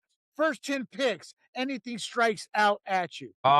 Yeah, run on receivers. Again, we didn't expect Jordan Tyson to go that high. Carnell Tate going to 4. Again, the Titans going, getting their guy for their young quarterback. Again, the Saints grab a weapon at Jordan Tyson. Again, teams winning in the trenches too. Couple bigs on the O-line, some pass rushers. Again, nobody real surprising. Maybe Mansour Delane, the corner, going to Kansas City. Maybe that's the one that again, they jump up and trade a couple picks for him, but clearly they needed help on that defense, and they targeted their guy and went and got him. Okay, so real quick, I don't know if you're aware of Clay Travis and Outkick, but everybody knows Skip Bayless. They're dogging on Carnell Tate. They're saying bad pick, terrible pick. Respond. I mean, I don't think they've ever been in a scouting room, done a scouting visit. Been That's what around the Joe football said. team. Man, Carnell Tate, he's got very good traits. Again, you would love a guy that's got an excellent level that again has true speed. Again, Carnell Tate's a good X, a reliable target. He was the guy this last year. Again, you could see the comfort level that Julian Sane had with him. Again, you go and get what they thought was the best wide receiver for your young quarterback. They got a plan. They executed. Those guys can go kick rocks. David Bailey to the Jets. David Bailey to the Jets. I say players go there to die because it's a Jets organization. But overall, that said, David Bailey about the best they could do at that pick in terms of what they're trying to build over there. Yeah. Again, you get a true ready to go pass rusher. Again, that was the question. Arvell Reese or David Bailey. Again, David Bailey knows how to rush the passer, and that was going to be priority number one for them. Again, where is Arvell Reese going to play, stack or edge? That question is out there. So again, when you go get a guy like David Bailey, he's going to rush the passer. It's probably going to be a 50% play time this year, you would expect. But again, he is going to get after guys. He is going to be the marquee edge for him going forward. So yeah, you love it, and they had their guy and went and got him. So Jeremiah Love seems like a different type of beast in terms of running back. And we haven't seen many running backs the last few years going high in the draft. Your thoughts on him going? I mean, obviously, I assume he's going to just slot right in and start. Your thoughts on him going to Arizona? Yeah, again, it's a great fit. If you look at what Mike LaFleur comes from, the system he's been in, again, he grew up with a lot of Kyle Shanahan influence, and obviously Kyle Shanahan has a pretty good one there in San Francisco with Christian McCaffrey. And again, I think they view that pick very much the same way. I fully expect it to look very similar to what San Francisco's done, obviously with the touch of Sean McVay in there as well. He's had some good running backs. Again, wins a little differently to McVay. The McVay Shanahan tree, again, is an outstanding one. I expect big things out of Jeremiah Love. Again, they're gonna give him a lot of opportunities to run game and pass game. All right, so let's double up here. Arvell Reese, you've already. Oh, real quick on Bailey. David Bailey, didn't you predict like he's going to be a 15, 16 sack guy pretty much year in, year out? Yeah, I think he's again. This guy is that's his job. Again, they're not going to ask him to set edges. They're going to probably play him away from the run strength a lot of time. You're not going to ask him to take on a lot of tight ends. You're not going to ask him to set the edge a lot. So when his snaps will be pass down snaps. These are going to be second longs. Obvious passing situations is when you want to get him on the field. He's got a high motor. He's got the speed. He's got the the twitch, the bend, the fluidity. Again, love the fit. And again, I expect him to be a 10 to 15 in this first year. All right, so let's double up on the Giants here. Arvell Reese at number 5 and Francis Maugola at number 10. I hope I didn't chop that up. Real quick, any comment on the fact he has short arms, Ugula, in terms of how that'll affect his play? Maui Goa. We'll just go ahead and fit it. No, again, he's got enough length. Again, the length that does not show up. Again, it's the Ruben Bain conversation. Again, expecting to see his name come off the board anytime here. Again, with Maui Goa, a super consistent player that you're going to plug and play. I expect him to stay on that right side. Expect him to be that, just you're going to line him up there for 18 games every year. You're going to know exactly what you get from him. Super consistent, competitive. He's going to win a lot of his reps. You're going to just, mark that right tackle down spot and feel really good about it. It looks like Jim Harbaugh is trying to do what he did with Baltimore. I mean, people don't realize it, but he built that team through the trenches, and got some good fits there. So you already talked about Monsieur Delane. I was telling Big Joe DeCapita, they traded away their top tier slot receiver. They seem to have a history of grabbing cornerbacks and developing. To me, that's the only logic I can see in making this move. That and Patrick Mahomes just can't carry a team anymore like he could early on. So am I looking at it from too much of a fan perspective or from the outside looking in? I think you're letting that ship sail on Patrick a little bit early. Again, it was a down board, down year for that team across the board. What they really lacked, again, on both sides of the ball, health. Again, you got to have some healthy players on the top end. Yes. But again, with Spags' defense, you got to have that guy. We've seen it be L'Jarius Sneed. We've seen other guys that had been like, all right, this is our guy. We're going to lock him up. All right, let's worry. Let's roll the coverage. Let's do things away from that player on the defense to confuse it. And again, with everything he wants to do on defense, you got to have a guy that you can really trust to put on an island out there. Again, in a draft where there were some true corner questions. Again, the Tennessee kid, is he going to be ready? Is he going to be that guy? Delane was really corner one in this group. Again, one of the few positions where you could pretty much write that one down, that he was going to be the first corner taken. Going clear up at number 6. Now, again, I think that's probably what surprised everybody, trading to go up to get him. But again, the reason the Chiefs do that is they probably had some intel that said, hey, he's going to go higher than everybody's expecting. And that's why you make that move, whether it's again, Washington, a New Orleans, a Cleveland, or even a New York. Again, you've got some intel that says, hey, this guy isn't going to make it to us. We better go up and get him. And for the audience here, Ty Simpson just did officially go number 13 to the Rams. Real quick before I sign off, I love what I read about Sonny Styles. You yourself said next Bobby Wagner here. Well, how much of an impact is he going to have on that Washington defense, especially with the head coach? I don't want to say he's on the chopping block, but it's a make or break year for him. No, I mean, again, you're ready to just ship guys out. Again, Patrick Mahomes, stick him in the nursing home. DQ's on his way out. Man, you're hard on these guys. No, again, Sonny Styles, I love him to this Washington team. Again, he is you again, like you named him, Bobby Wagner. Deion Jones was a Pro Bowl linebacker multiple years in Atlanta that we drafted. Devondre Campbell was a 5th rounder that made a lot of money playing at Campbell's defense. Again, Sonny is going to allow DQ to do a lot of things with his fronts, in his coverage. He's got all the length he needs for some of the zone stuff he wants to do. He is going to be the alpha of that defense, which Q definitely wants. Again, if you're Washington, I think the board fell exactly the way they wanted it to. You go get your linebacker. And again, you're going to have one of the better linebackers in the NFL, I think, for a long time. You know, I am pretty hard. In fact, I tell Big Joe here, these ratings don't go up. You out. And with that, I'm just kidding. With that, gentlemen, I will let you run your show here. It's great to have you on, Rodrik. And to the fans out there, thank you for having me on. And to me and Joe, the calm is yours. Goodbye. Oh, real quick, hold on. Let me plug my podcast here. Let me plug my podcast. If you love politics, if you love conservative politics, check out Fired Up. And then I also do the Red, White, and Rude, which deals a lot with culture. But this is a football show. But if you're looking for me, that's where I will be at on those podcasts. You guys take care. We'll talk soon.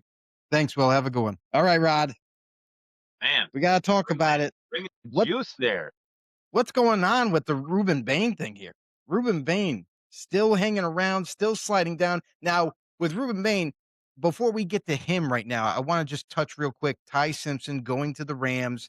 I think this is the perfect situation for Ty. He can work out whatever kinks he has to work out with the Rams, not being rushed in, sitting behind one of the best quarterbacks in the league. What do you think about this move by the Rams? Yeah, again, this earlier than everybody expected, right? Again, going, I was talking, it was going to be, the Cardinals at 3 was going to be too high. Do the Cardinals jump back into the first? Do they take them beginning of the second? That was kind of where it was going to be. I wasn't going to be surprised if we were a 1 quarterback first round here, but again, you nailed it. Again, getting there, working behind Matt Stafford, working under Sean McVay. Now, again, Les Snead better have, Sean McVay saying, hey, yeah, I'm committed for, the next number of years with this pick because, again, there's been plenty of talk, Sean McVay off seasons. Is he done? Is he moving on? Again, the fire must be burning real hot to make this pick. Again, this is a guy that Sean McVay certainly feels that he is going to be able to mold, develop, Again, not going to get a lot of game reps with Matt Stafford, though.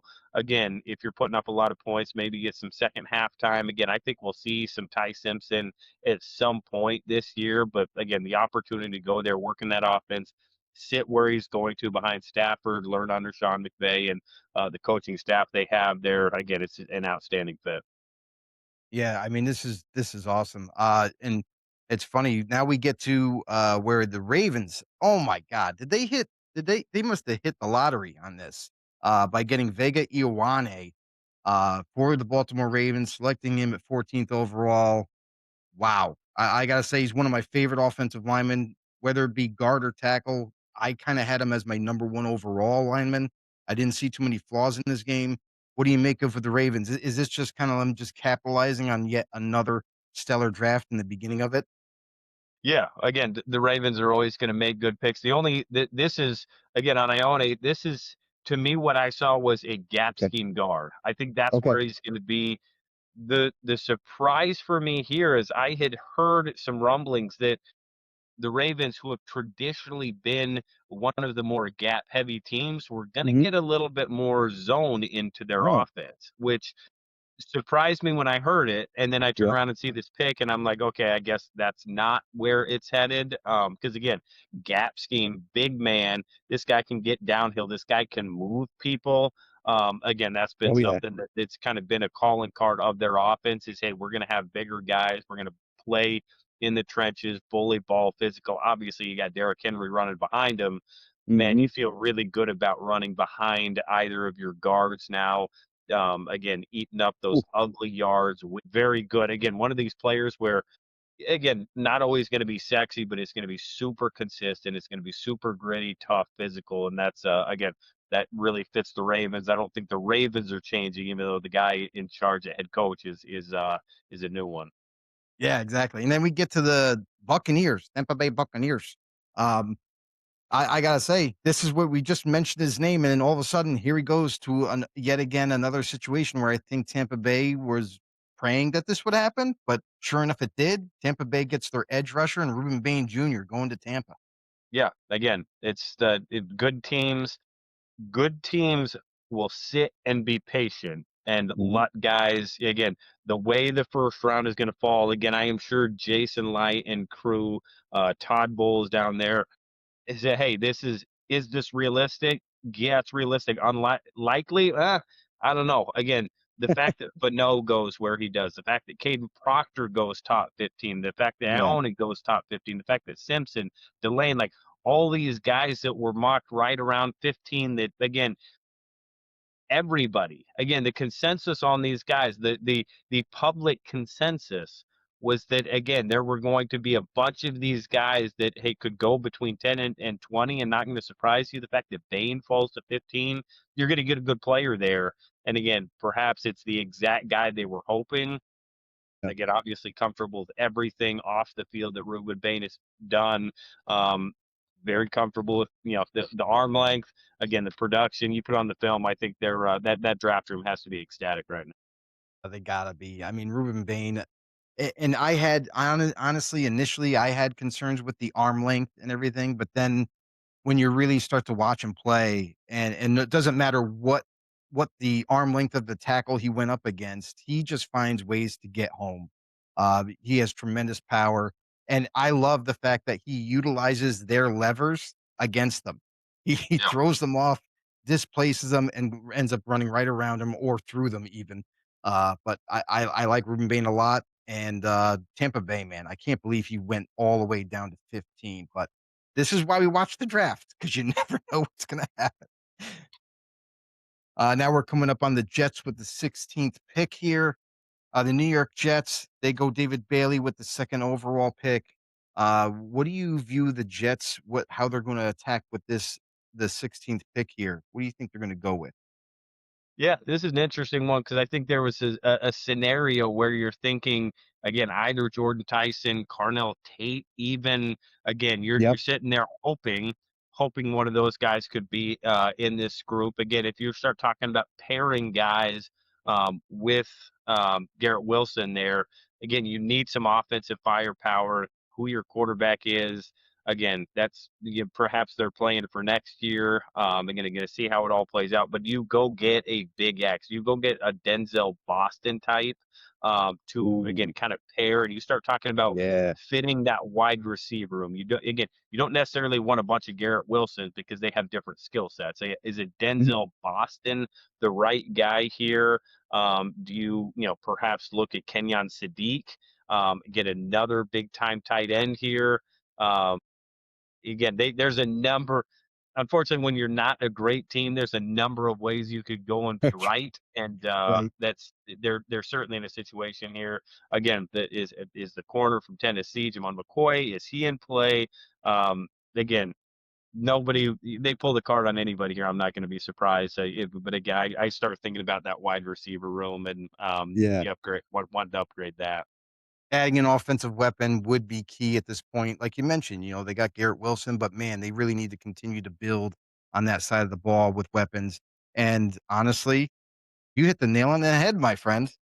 The pick is going to be tight end Kenyon Sadiq from Oregon, a guy who I'm an extreme big fan of him after starting to watch just how he moves athletically is ridiculous. It doesn't even make any sense at all.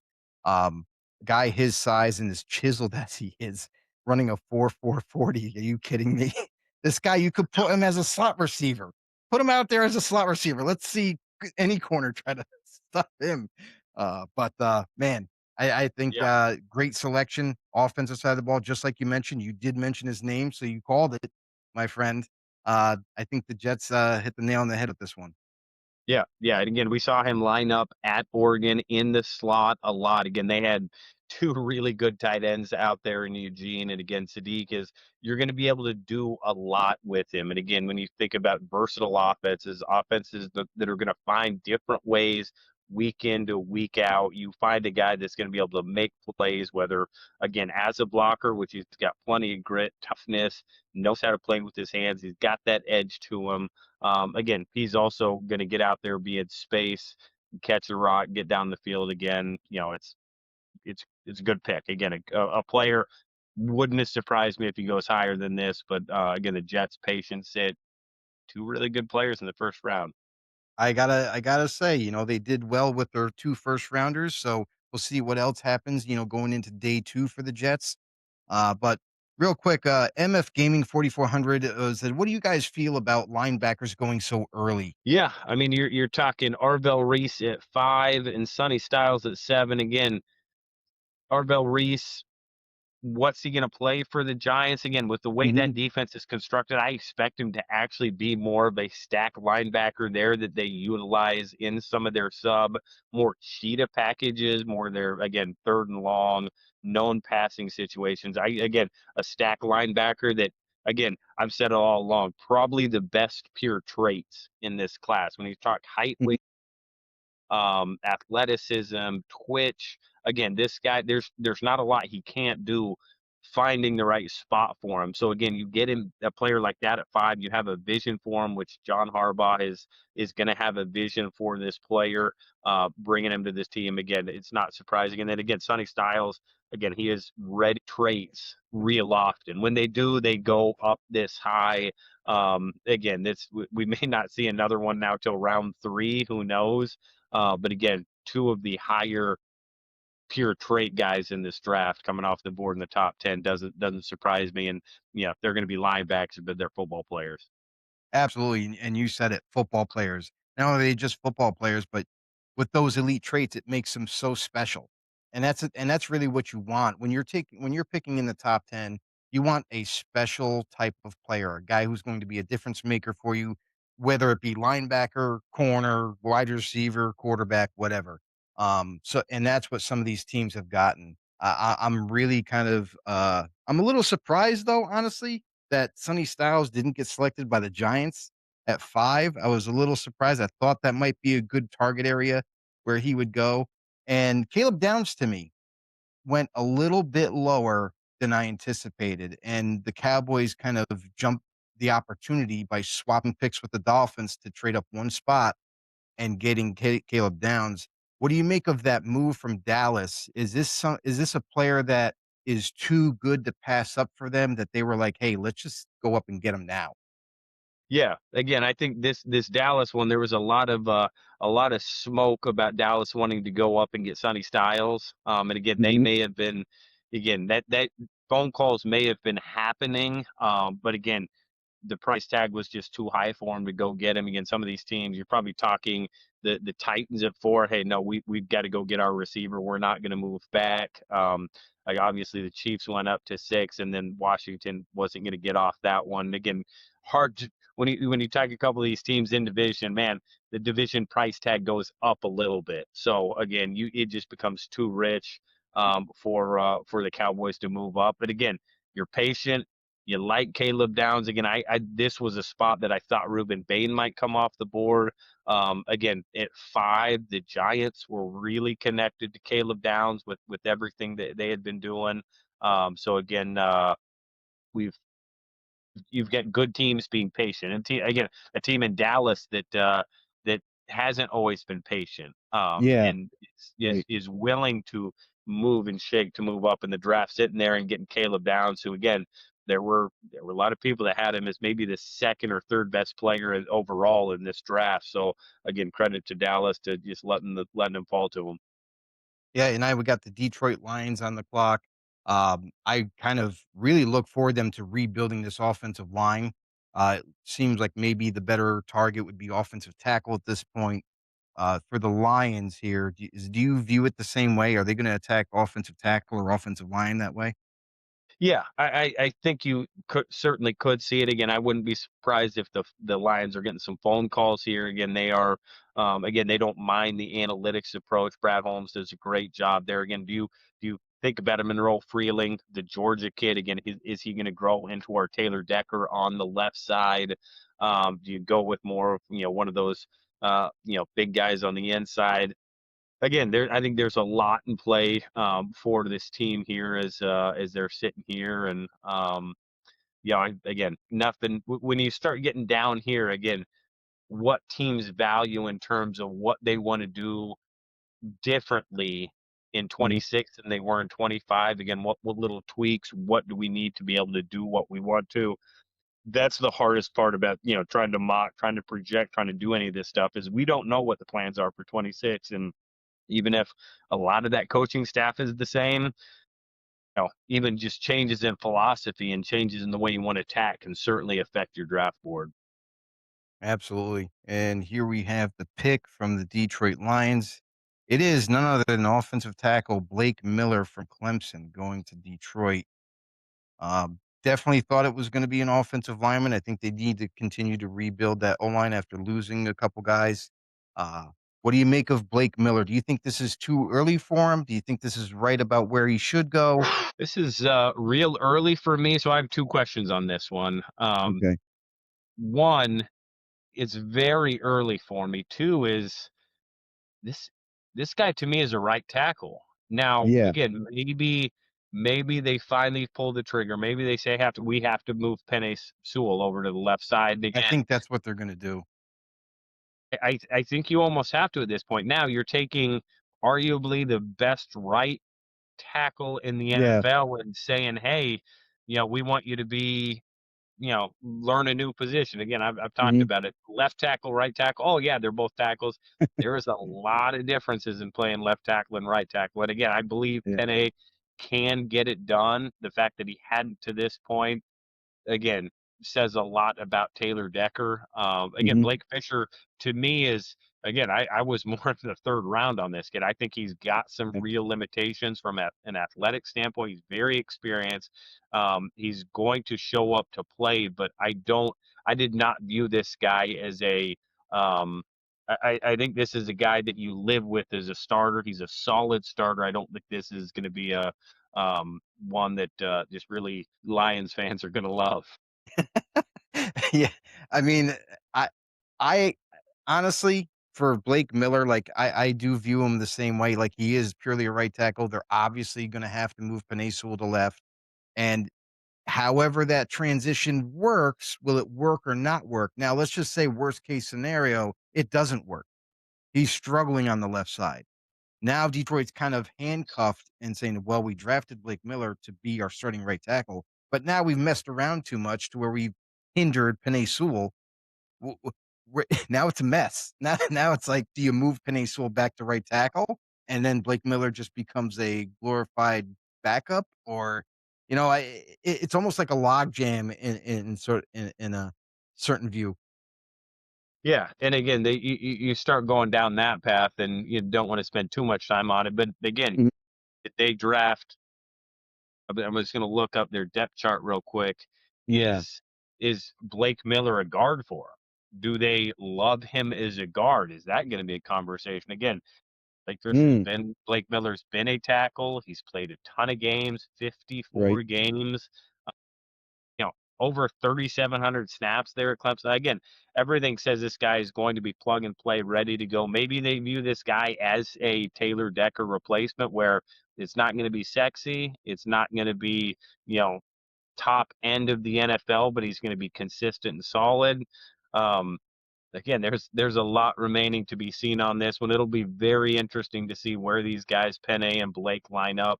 Come mandatory mini camp in June, and there'll be plenty of stories written between now and then about where they will end up.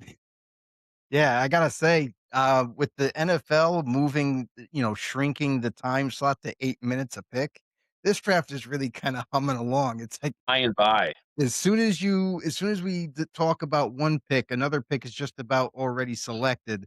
And that's where we're at with the Minnesota Vikings. Before we get to the pick, I want your thoughts on Minnesota. I know there was a lot of talk around maybe drafting a safety at this point. I know from an outsider's perspective looking in, and maybe people were saying that they were going to target Dylan Thieneman in the first round. But with the Minnesota Vikings, they could go a different direction. Like, would it be maybe they kind of look at maybe D line to kind of reshore up that defensive line that isn't really all together just yet? I feel like they could use better interior D linemen than what they have at this point. What are your thoughts on this?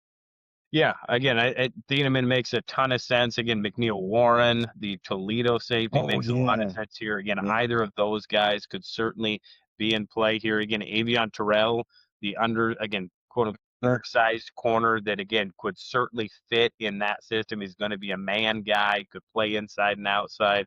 Again, I think any of these three DBs are probably the pick right here. Again, the wild card in this group, Caden McDonald out of Ohio State. If you want a big, again, they did a lot last offseason to try to address that interior, and it did not work out real well for them. Some of those guys underachieved a little bit, and they've since moved on from a couple of them. If you really like the run stuffer, what he can do on that defense, it'd be certainly a little departure for Brian Flores, but I expect him to stay in the secondary here. Well, the pick is in, my friend, and I'm going to be honest. I'm a little concerned with this one. It is a defensive tackle, but it is Caleb Banks from Florida that they selected in the first round. Had injury concerns going into the draft. I know that he had medical recheck from other teams that were trying to kind of nail down just how healthy this guy is going to be, maybe by training camp. Sounds like the doctors signed off and said that he should be fully healthy by training camp, so he can at least participate in that. But we got to talk about longevity.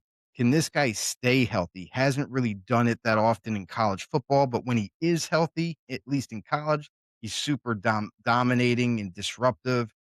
I gotta say, I'm shocked that Caleb Banks went this early, nonetheless, in the first round. Rodrik, what do you make of this selection? Yeah, the traits say yes. The overall profile says, "Who What are we doing? you are betting on the upside on this one." Yeah. Without question. Again, guys this big, guys this athletic, but you haven't stayed on the field. Again, they're always going to say, if you're injured in college, injured in the NFL, that's always going to be kind of the calling card on it. Is 6'6", 327. Now, again, the concern with the Caden McDonald in this defense is Brian Flores wants to get after it up front. He wants to blitz. He wants to move. Caden McDonald's not fit for that. Now, again, probably the best player again, just pure defensive linemen in this group in terms of the run stop. And Caleb Banks might have the highest upside as a rusher of these interior guys. I probably like Peter Woods' upside a little bit more. I also really like Christian Miller. Caleb Banks, again, Brian Flores must have been really comfortable. They must have done a lot of work, and that medical team, man, they Yeah. must have been living in Gainesville for a good portion of this draft process to feel good about this one. Because again, they were the group that was going to have to sign off on this one. Right. And again, it's always one of the things, you get it out of scouts' hands, out of coaches' hands, into the medical hands. And again, you trust those guys, you trust the group that you have. And this is a big pick for that Minnesota's training staff. We'll say it that way. Absolutely, absolutely. Vikings go and they get their guy. They're hoping that can stay healthy. We'll have to wait and monitor that as we get closer to the season. But and nonetheless, moving on now. We got the pick already in for the Carolina Panthers. Not really much time to talk about what they're going to be looking at, but again, we're going to see another offensive tackle go here. And I know a lot of people were high on this guy coming out of Georgia. Monroe Freeling ends up going to the Panthers, further shoring up that young off already. That team is so young already, and now they continue that trend with Monroe Freeling. Do you think Monroe Freeling is going to just come in and start right away at tackle, or um, Yeah, does he I have do. any concerns?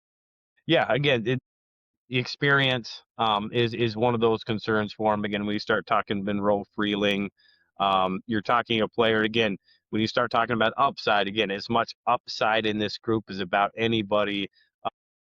Again, looks the part, has all the length, is going to grow in this offense. Again, this guy is athletic. He's got all the traits to do it at 6'7", 315. He is that guy. Again, the fact that Blake Miller goes before Monroe Freeling Yeah, surprises me a ton, just because of the upside.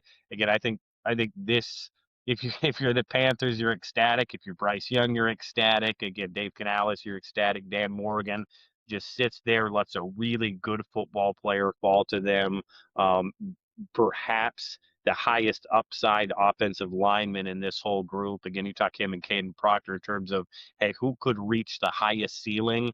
I think it's going to be one of these two guys, and is going to go to a situation there where I don't think it's necessarily he has to be a dominant starting left tackle from day one. He's going to get a little bit of time. They're going to do some good things to develop him there. But again, outstanding pick for the Panthers here. yeah, and it sounds like we got a trade for the 20th pick. The Philadelphia Eagles moved from 23 to 20 with the Cowboys. Cowboys moving down to 23. I'm curious, Rodrik, for the Eagles moving up of 3 spots. What do you think they're really targeting? I thought early on, if Kenyon Sadiq was kind of around here, they would make that move and go get him, but he's not on the board. What do you think they're going to be targeting position wise? Eagles, Steelers, Chargers. Let's see here. That's a good one. That's not a long move. And you Yeah. did say it was the Cowboys moved up to the Eagles. No, Eagles moved up from 23 to 20. Cowboys So they moved down made inner the division.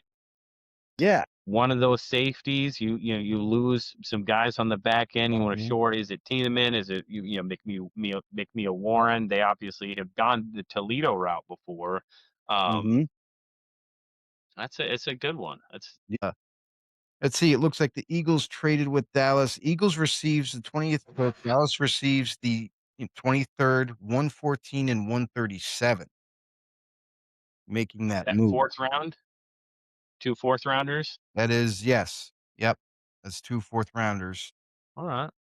Gives you some ammunition to, do some more moving if you want to, if you're the Cowboys. But again, it tells me Yeah. the Cowboys probably have 4 players on the board they'd be comfortable with here. Again, if Mhm. you're going to move down that many spots, it's, hey, we like these, say, 3 guys. We're confident one of them is going to fall to us at 23. Let's go ahead and grab a couple extra picks. Again, you're not. It's always a question scouts get asked this, through the draft process is, you like this player? How much do you like him? If he's lined up, if we see him twice a year in Dallas, in Philadelphia. Yeah. If we see him twice a year, are you concerned this player is going to beat us? And that's always one of those things that can give you real clarity as a Mhm. scout, because I've been on both sides of it where, again, Okay. man, this player's really good. Again, if he goes to New Orleans, are you worried about him? It's like, no, I honestly, no, I guess maybe that's fine. He can go there again. I guess that level of, it's a level of like, not level of love. And again, I would expect that Dallas to be in one of these spots where, they like players, but aren't concerned about him going to Philly. Yeah. So it looks like the Eagles made their pick. It is wide receiver from USC, Mekhi Lemon. Myself, I'm not the biggest fan of Mekhi Lemon. I think he's a good player, no doubt about it. But again, I think taking a slot receiver, I understand he's got phenomenal hands. He's got great route running skills. He's got that physical body type that you like. He can bounce off of defenders and keep it moving. But again, the Eagles must really love Mekhi Lemon to make this move, and also because they kind of value a guy that can be in that slot and be there down in and down out. Rodrik, I know that you're a fan of Mekhi Lemon. What do you think about this move for the Eagles? Does this indicate anything extra? Like, is this also a move that is going to further prepare them to move on from AJ Brown?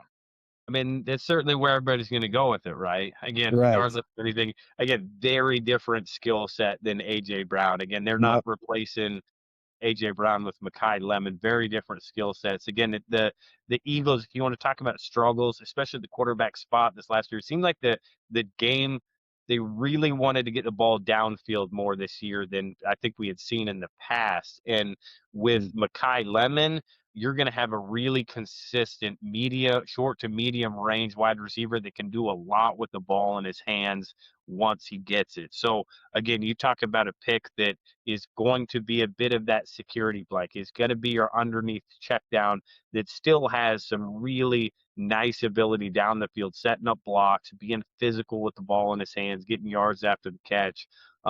Again, I expect to see him a lot out of the slot. I expect to see, again, a lot of bunch formations, getting Devontae Smith, maybe AJ Brown, who knows, and Mekhi Lemon doing things where, again, who are you going to go with? Who are you going to, track deep? Who are you going to go with underneath? And again, I think it's going to be a really nice piece. Again, get Jalen Hurts back to, improve that completion percentage, and get back where he is expected to be. And now we are in Pittsburgh for the draft, but also the Pittsburgh Steelers are on the clock at 21 here, and still no answer from Aaron Rodgers whether he wants to continue his career and play for That we Pittsburgh way that we know of. that That we we know. know of. Yes. But there's been a delay in his decision officially. So I'm curious to see what Pittsburgh does here. I don't think it's going to be for a quarterback, even if Rodgers decided not to partake. And obviously, with both Ty Simpson and Fernando gone, there's really no reason to take a quarterback here in the first round. So for the Steelers here, now there is some issues at left tackle for them. I know their tackle has a neck issue, and they didn't. They're monitoring if he can come back healthy enough to play in this situation here at 21, could this be a spot where Max Ianacre or Ian Achor, I don't even know how to pronounce his last name, but it's one or the other. Do you think Max might go here, even though he's a younger prospect, still needs to kind of develop a little bit more? Or do you think they go a different route? Yeah, I mean, again, I think that could be one. I'm thinking about a guy like Omar Cooper Jr. out of Indiana. Okay. Again, not necessarily Denzel Boss. I think they have their big already. Yeah. Again, wouldn't surprise me if a Peter Woods comes off the ball here, another big interior disruptive guy. They went with the Oregon kid last year who missed a lot of the year. Obviously, as good as Cam is getting a little bit aged on the inside. Again, I could see him going with the big in the trenches. Um, Again, maybe So this they could be want to go. Caden? It could be. It could be. This could be that spot for him. Again, you're getting all the way down to like a Caleb Lomu at tackle. Oh yeah, that's I right. mean, there's a lot of different things they could do here. I don't Yeah. think they've spent a lot of resources at corner. We'll see. Again, trenches, Pittsburgh, or again, Omar Cooper Jr. would be the other one that I think may have a home here. Excellent, excellent. Yeah, and that's the other thing too is with the way this draft has gone. Again, this is why I love watching the draft, pay attention to these prospects because it's very intriguing to see on draft day where NFL teams really do place them. How much do they love a guy? Is it a guy that outsiders are just looking at and saying, "Wow, this guy's got a tremendous physical attributes. He's definitely going to go high," but ends up not. So now we're seeing a guy like Mekhi Lemon, who initially a lot of people thought was going to be higher, and it just didn't happen. But here we are at 21 with the Pittsburgh Steelers, and we have yet another special guest that has just arrived. Let's bring him in here. If I can get down here and select him. But anyway, And the anticipation is killing. I know. I got too many windows opened here. But anyway, the way this draft has gone, it's been going flying right by. And let's bring him in right here. There he is. Mr. JJ Stokes. Man, legend that is JJ Stokes, Super Bowl champion with New England Patriots. JJ, welcome to the show. The draft cover. Thank you for having me. It's funny because honestly, I just came from my son's little league baseball game, and we were able to make things happen. And it's funny. The kids are giving me updates on who was drafted in the first few picks as I'm sitting out on the baseball diamond. And so I get home obviously with a quickness to see what's going on. So thank you guys for having me. I do appreciate it. It's a fun time of the year. That means football's getting started again. Absolutely, man. It's that time of the year where all teams look to get better no matter what the situation is. JJ, I got to ask you now that we have you on the show, what was it like for you for the draft upcoming for yourself? What to expect? What were some of the things that you had to do and prepare for as it came to the draft? The draft was actually kind of tricky for me because the things that happened with me were I remember working out for Green Bay, for Kansas City, supposed to fly to Philadelphia and New York, and that not working out. But I know that they're highly interested. So I was truly interested in playing for whoever wanted me. At no point did I get an indicator that San Francisco was going to do what they did at that particular time. So it was exciting, man. I'm a football lover. Grew up. I have three older brothers, all of whom played Pop Warner football, high school football, and one in college and one tried out with when they had the USFL. So football has been my life. And so, yeah, it was truly fun to see where I was going to end up, but give my heart to that city, and it turned out that it was San Francisco, and that's what happened. Excellent, excellent. Love it. We are on the clock with the Pittsburgh Steelers right now. The Steelers have selected I got it right, Rob. I got it right. Offensive tackle Max Ianicher is going to the Pittsburgh Steelers.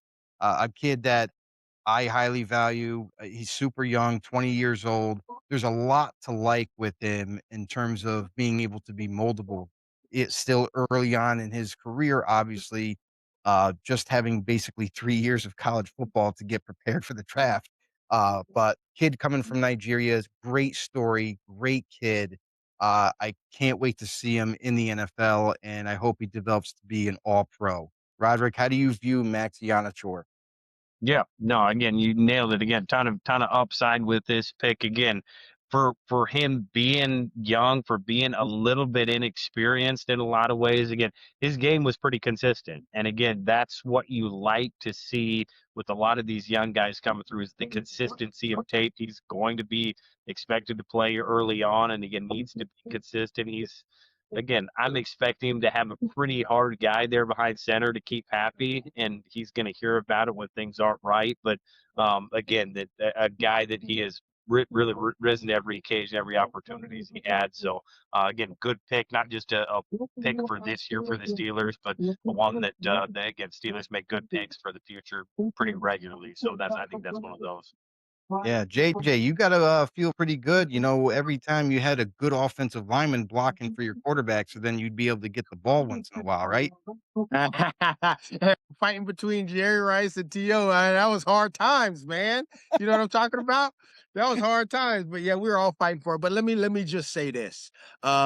When we had offensive lines. That's the foundation of every team. Offensive line first because you need to score points. Defensive line also because you need to put pressure on the running game and pressurize that quarterback. So those are the foundations of every team. It's not the sexy pick. Sometimes it is. I remember a time when before I got there, Tony Manders, that was a sexy pick for Green Bay back in the day.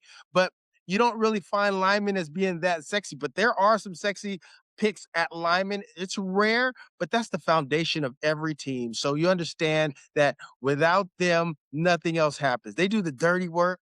They're the grunt. And they have.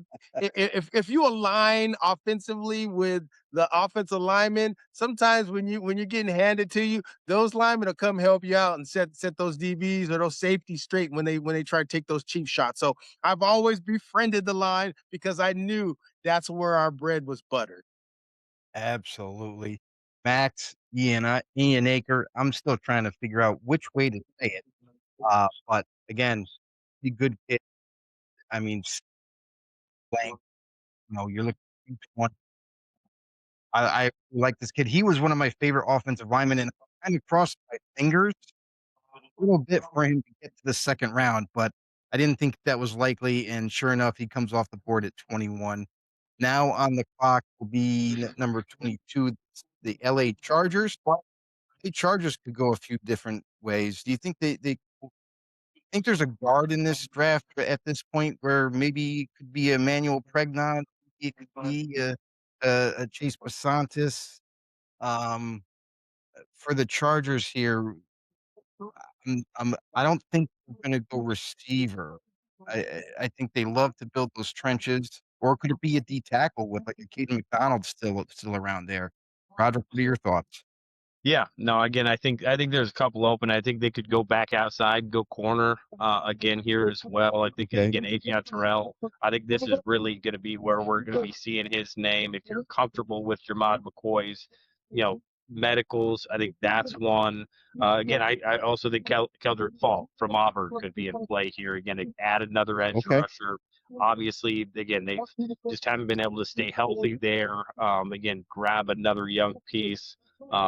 Again, if I'm probably circling Falk here is the guy that I would pick, but again, they got some good options here, and if they can keep that O line healthy, again, one of the better looking O lines in the preseason, and it all fell apart real quick for them. Right on. JJ, for you played with New England, you played with the 49ers. What are some of the things that you look forward to in the draft when it comes to those teams? Do you still root for those teams, or are you kind of like just a overall NFL fan at this point? Watching NFL games, and I would wake up early, get everything done. Now, I usually get things done the day before so that I don't have any honeydews. The thing that I can't avoid is my kids' games, whether it's soccer, basketball, baseball, and even flag football comes on Sundays. So it's my time gets taken. So I have to record everything that comes on, come back and watch it. But I still love the teams that I played with. I still have an affinity for. My heart still is in San Francisco, but I do look out for Jacksonville. I do look out for New England and wish them the best, especially having played what 3/4 of a season with Vrabel. I wish him the best. He was a quality individual when I was there, and I understand that they got there in the first year, first year. But I look out for those teams. I wish them the best, but overall, I love watching the game, especially the teams. Of course, I'm a receiver. I love the efficient passing games and the the ingenuity that certain passing attacks have, and they're able to manipulate the defenses much better. It's exciting. Overall, everything is exciting to me. So every year, JJ, do you root for more and more receivers to be drafted every year in the first round, or are you just like, whatever happens, happens? You know, I love for receivers to get drafted, but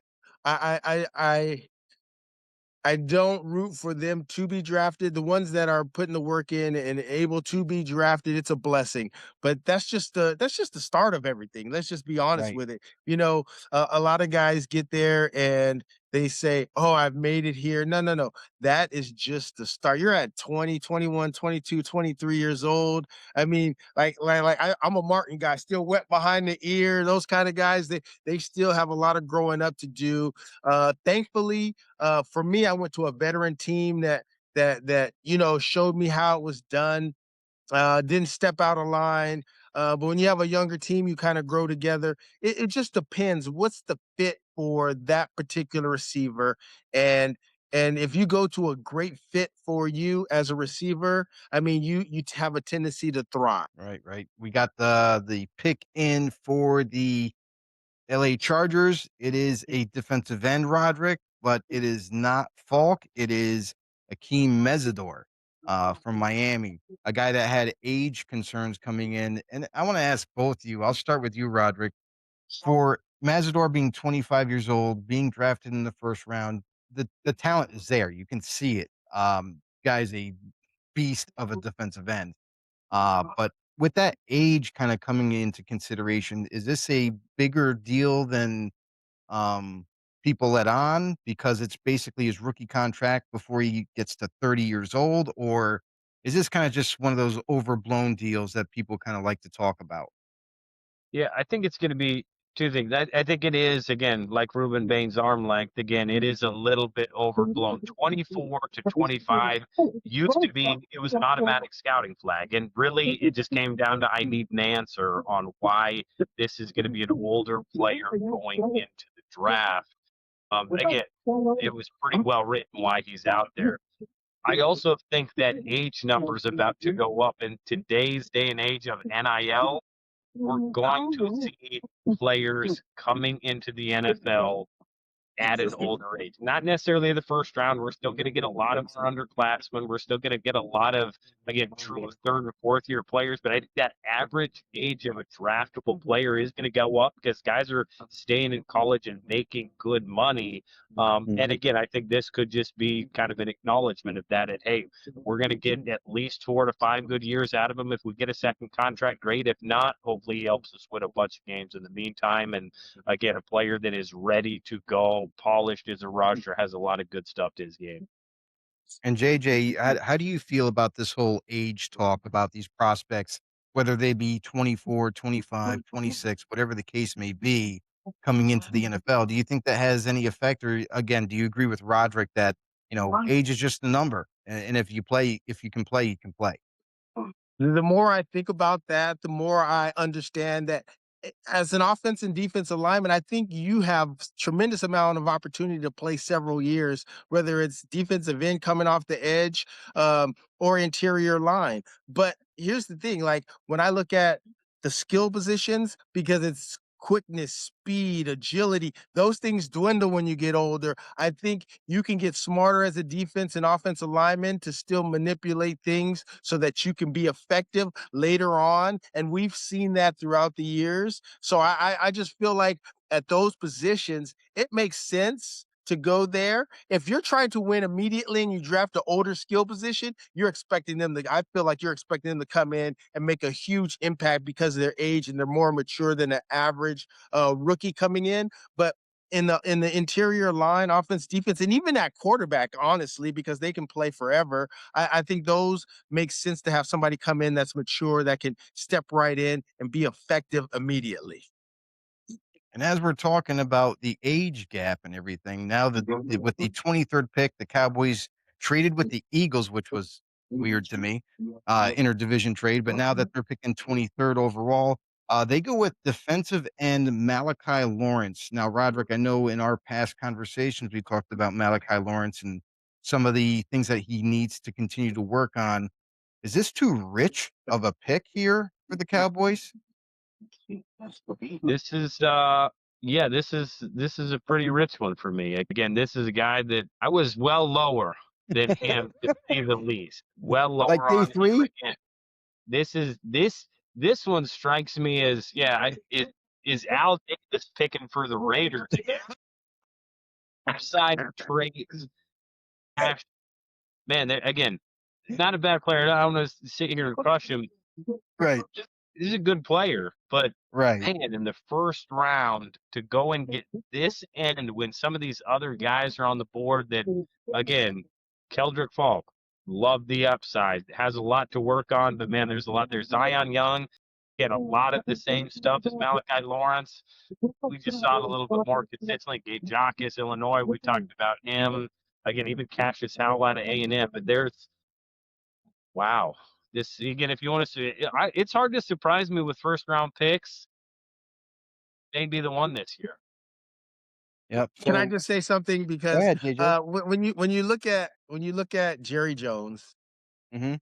he was the mentor. I mean, he was the mentee from Al Davis. You see a lot of similarities where they're more in complete control, and they make from top to bottom. They're making all the decisions. So they're the same in that way. They also every preseason they used to play each other. Those two are connected in heart and spirit. And Jerry Jones still has those actions based on Al Davis. And I think Al mentored him in a way, and Jerry really looked up to him. They're making picks they feel like are based on what they think, regardless of what they've heard, regardless of what people said, regardless if there was somebody that they viewed as higher than him. And I'm talking about the experts outside of Dallas. They don't look at that. Al Davis didn't look at that. They want who they want. And they live and die by that. And it's been 30 something years. So they haven't going out on a limb like that hasn't always worked for them, but they still continue to do it because that's the way he knows. Yeah, so what you're saying is, JJ, is that Jerry Jones is continuing to draft for Al Davis at this point, saying, "Don't worry, Al. I know you moved on, but I got No, I he got mimics him because Al goes on a limb and sometimes he would pick people and you'd be like, why did they make that pick? And it was, you." he loved him all along, regardless of what was said about him, regardless of what experts had him rated. It didn't matter to Al Davis. That's kind of this Yeah. pick right here. It didn't matter what it didn't matter that people were rated higher than him, that they felt like there was better quality guys. He thinks that that's a perfect pick for him, and it fits their system, so they're going to do it regardless. They don't care what people think outside, and that pick shows that. Absolutely. Couldn't agree with you more. With the Malachi Lawrence surprise, everyone, this is the NFL draft. We don't get to pick for every team. It's interesting. And now we get to the Cleveland Browns, who they had an earlier selection, and now they've moved it, or they have the 24th pick. And this I'm a little surprised about, Rodrik, I have to admit.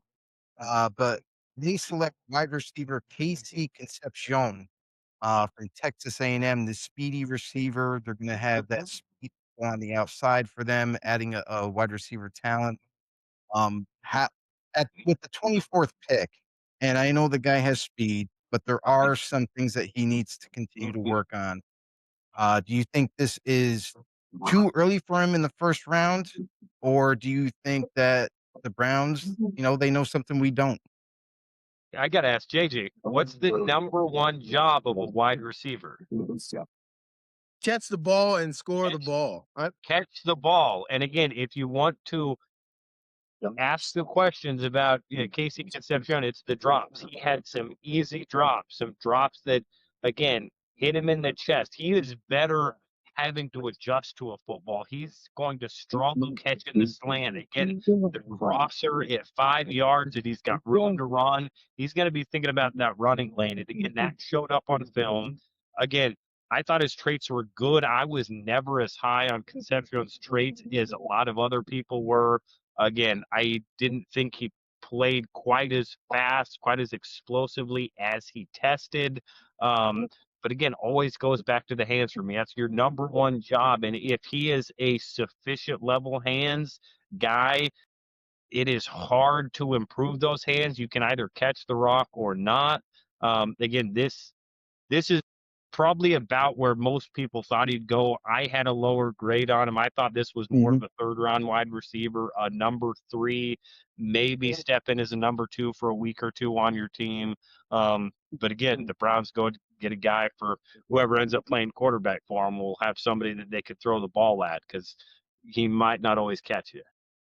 JJ, you have a super fan in the chat. Said, "Yo, my man JJ, which wide receiver playing today do you think will rival the likes of Jerry, T.O., Moss, Megatron, or Larry?" Hey, let me just end that right now. None. No, I don't think, because 16 years was a 14 for Ma and 20 for Jerry. There's some quality receivers out there that are doing spectacular things. And the longevity, I don't know. The numbers, you have to have a quarterback. They were fortunate to have all those things. And that's not likely to happen. Let me say that. But let me get back to conceptual. The thing about him, when you talk about catching the ball, speed is definitely an asset. And I think what people are starting to do is think that um they can work with somebody enough so that they catch the ball. And if you have them run particular routes, not crossing routes, not quick routes, but routes down the field and out, they have time to adjust to the ball. But it's going to take a lot of work. A lot of these guys come in and you wonder how much work they've put in catching the ball. They run the routes, they're fast as lightning. But at the end of the day, that receivers coach has to spend time with him. He has to spend 20, 30, 40 an hour on the jugs before practice. He has to catch all the balls from the quarterbacks, get accustomed to that. He has to spend 20, 30 minutes after one-on-one receiving, catching the quarterback's balls. He has to dedicate himself because, like I said, it's just getting started right now. And if he's a person that you can't rely on, then it's a wasted pick. If he's a guy, especially in the first round where the expectation is so much higher than any other round, he has to now say, look, they've invested this in me. I got to go make sure secure every catch thrown to me. I have the speed, but we're not always catching the ball down the field on post goes, post corners, deep outs. We have to use our speed to create separation in those shorter or intermediate routes. And I got to make sure the quarterback has enough confidence and trust in me that I'm going to make that play. So he has to take it upon himself. But at the same time, the receivers coach has a job to do and make sure he's prepared to catch every ball. And whether that's staying in after, before, during, getting extra work, that's where it needs to happen, especially as a rookie, because as a rookie, you get really excited during the course of the game. I've been there and I've dropped some passes as a rookie. I'm like, man, I've never in my life has this happened to me.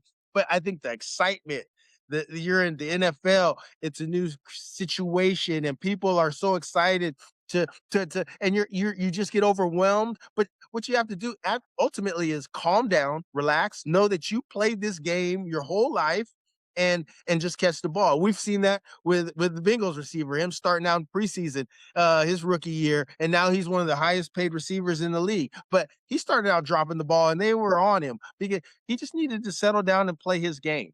And so I'd say that to this last pick also. Settle down, play the game, but get that extra work in because you have had drops that are unnatural. Yeah, and that's I'm glad you brought up the jugs thing, because again, it was a conversation we had in the Atlanta draft room. A wide receiver a little bit further down the board that again had a lot of really good traits, and again that's the always go to, right? Again, let's say, oh, I'm just gonna stick him. He's gonna catch 50 jugs before practice, 50 jugs after practice, and there was a veteran coach who said, is he going to be sprinting across the field with a DB chasing him every time he catches out of the jugs? Because his point was the jugs are different than catching it in live action. Again, he didn't love the jug. His motto, which again could be true, could not be true. Again, you can either catch it naturally. There's a limit on how much better you're going to get. And again, perhaps we'll find out with Casey what that upside truly is working the jugs. Because again, you nailed it. He's got to calm down. He's got to focus, and he's got to again catch one ball at a time. And he put out his big long letter about being the best player in the draft. And great, you've written a check. You better make sure you got money in the bank to catch it. Absolutely. And let me just add this. He brought an added dimension because he was in the punt return game. And that's another way that they can ease him into the mix. I don't know that they're going to do that being a first round, but you catch a few punts back there. I've been back there. Now you want to talk about lonely? You can catch a few punts and get settled in. And but ultimately it boils down to you have to catch the ball. And you have a guy in Caleb Williams that's gonna get the ball there in a hurry. So your reaction time to his passes better be there, because if he doesn't have confidence in you and he lets that be known, then you're not going to touch the ball and it's going to be a wasted pick. Absolutely. And JJ, I wanted to ask you this. If you had to pick one trait for a wide receiver that they had to be absolutely no doubt about it, had to be great at the NFL, what would it be? Because I know it's tough. You can't have them all. You had to pick one. I've seen and I continue to see a lot of receivers that they don't have the vertical speed down the field, but they have the quickness and they can catch the ball. And if you have quickness and can catch the ball, I think you can be a tremendous receiver in the right scenario. Because I see some guys that they play the slot only, a lot of quickness, catch the ball. I see a guys outside, they got a lot of quickness, they can wiggle off the line and they can get separation and they can catch the ball. So the quickness, I think for me is outside of catching the ball, quickness in your movements, whether it's linear or vertical, or side to side. I believe that is a huge issue, and it oftentimes get neglected because it's sexy to be a 4-3, 4-2 guy, but not everybody is that. So I think if you have a lot of quickness and you can catch the ball and separate, I think that you can't replace that. Absolutely. Can't replace that. But the Bears can make a selection for us at 25 here.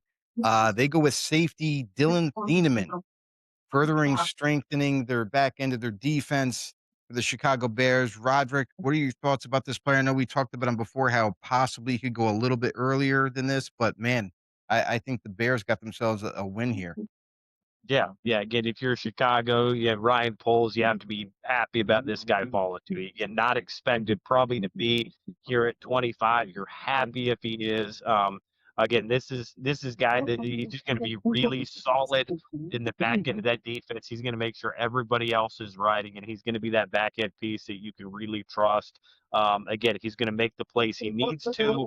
Not For me, he's not the most explosive. He's not going to make a lot of plays, but he's going to, make the plays that come to him. He's not going to go out and seek him. But again, good, solid pick here. Again, this is just a solid winning pick that you're going to need this guy to win in this division.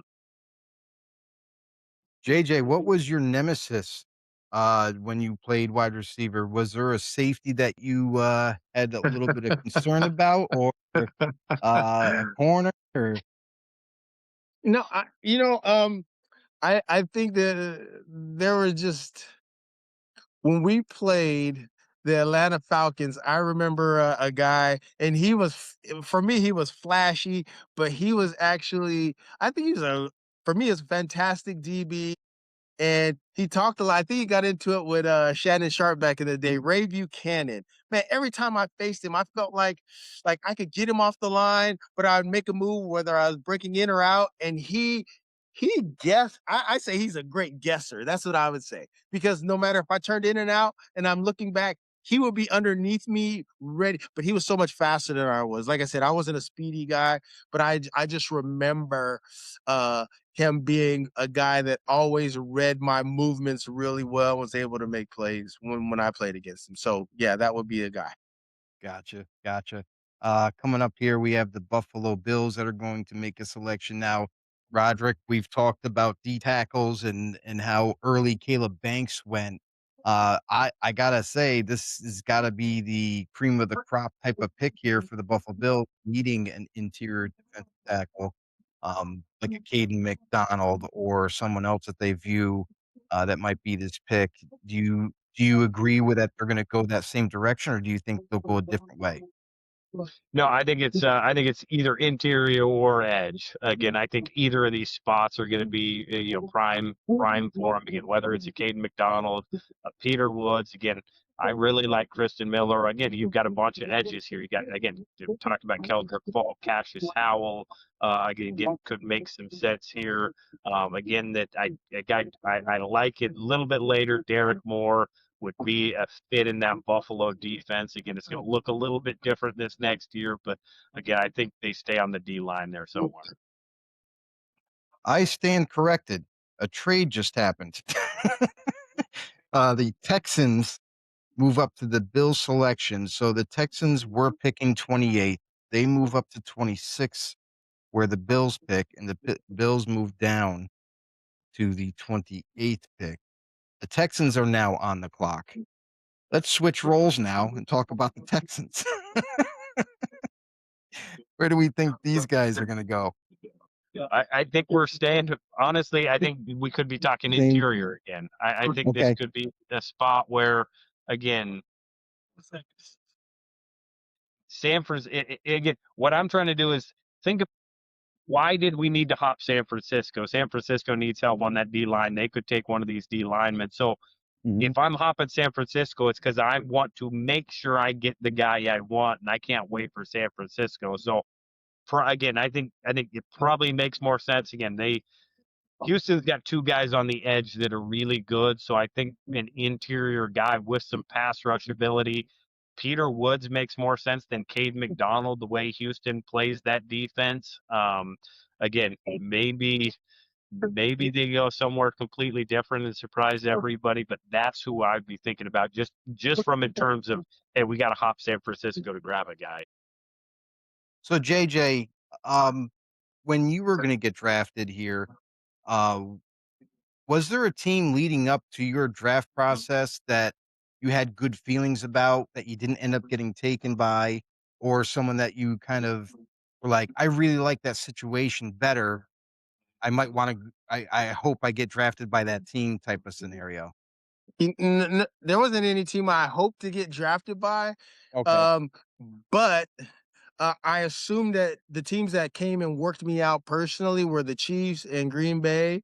And so I assumed that that would be a pick that I would go to. The funniest thing is Seattle, Dennis Erickson told my father if he's available. I think that was the sixth, seventh pick, maybe, that they were going to draft me. And my dad's a military guy. You don't tell him anything that just you don't come through with. So I remember sitting at the house on the draft because I honestly I didn't go to the draft because my family couldn't be there. They only allowed two people, and I had three other brothers that were so instrumental in where I was. So they didn't allow them to go. So I went to the house. I stayed at the house. So I assumed that I was going to get picked by Kansas City or Green Bay, and so the pick came up for Seattle, and they picked Joey Galloway. Joey Galloway, tremendous receiver, by the way. And my dad was furious, and I had to calm my dad down. My dad's a military guy. I calmed him down. He's a man of his word. And so that went by. And then I assumed when Kansas City and Green Bay came up that I would be there. And when I found out that the 49ers traded up to get me, and I was pleasantly surprised because my brother won.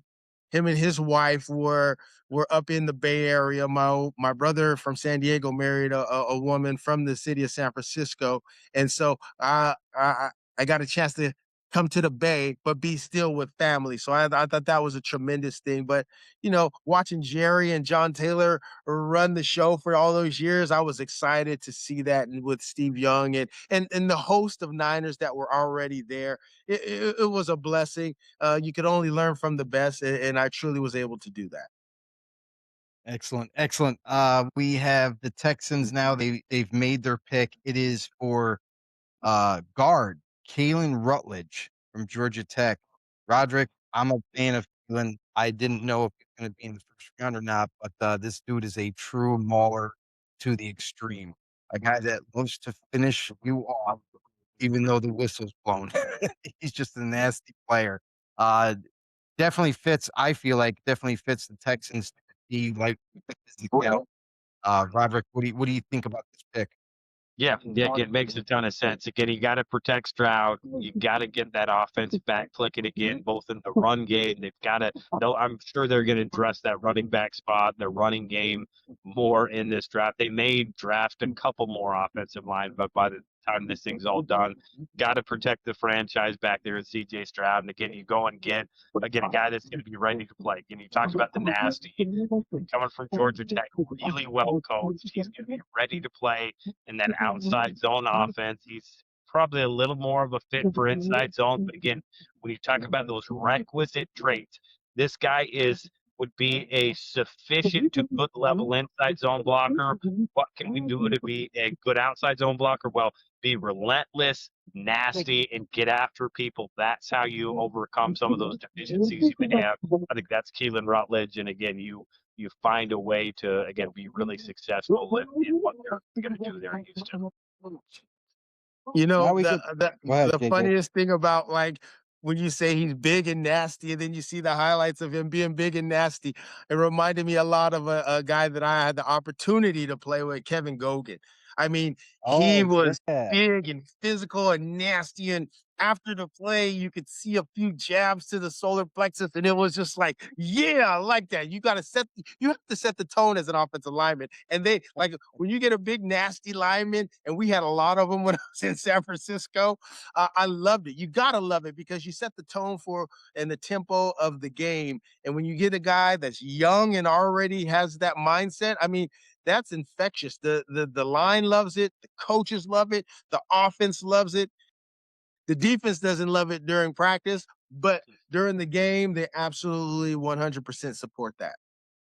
Absolutely love it. And this is the part of the draft where it seems like there's an awful lot more trades that are starting to transpire at the end of the first round.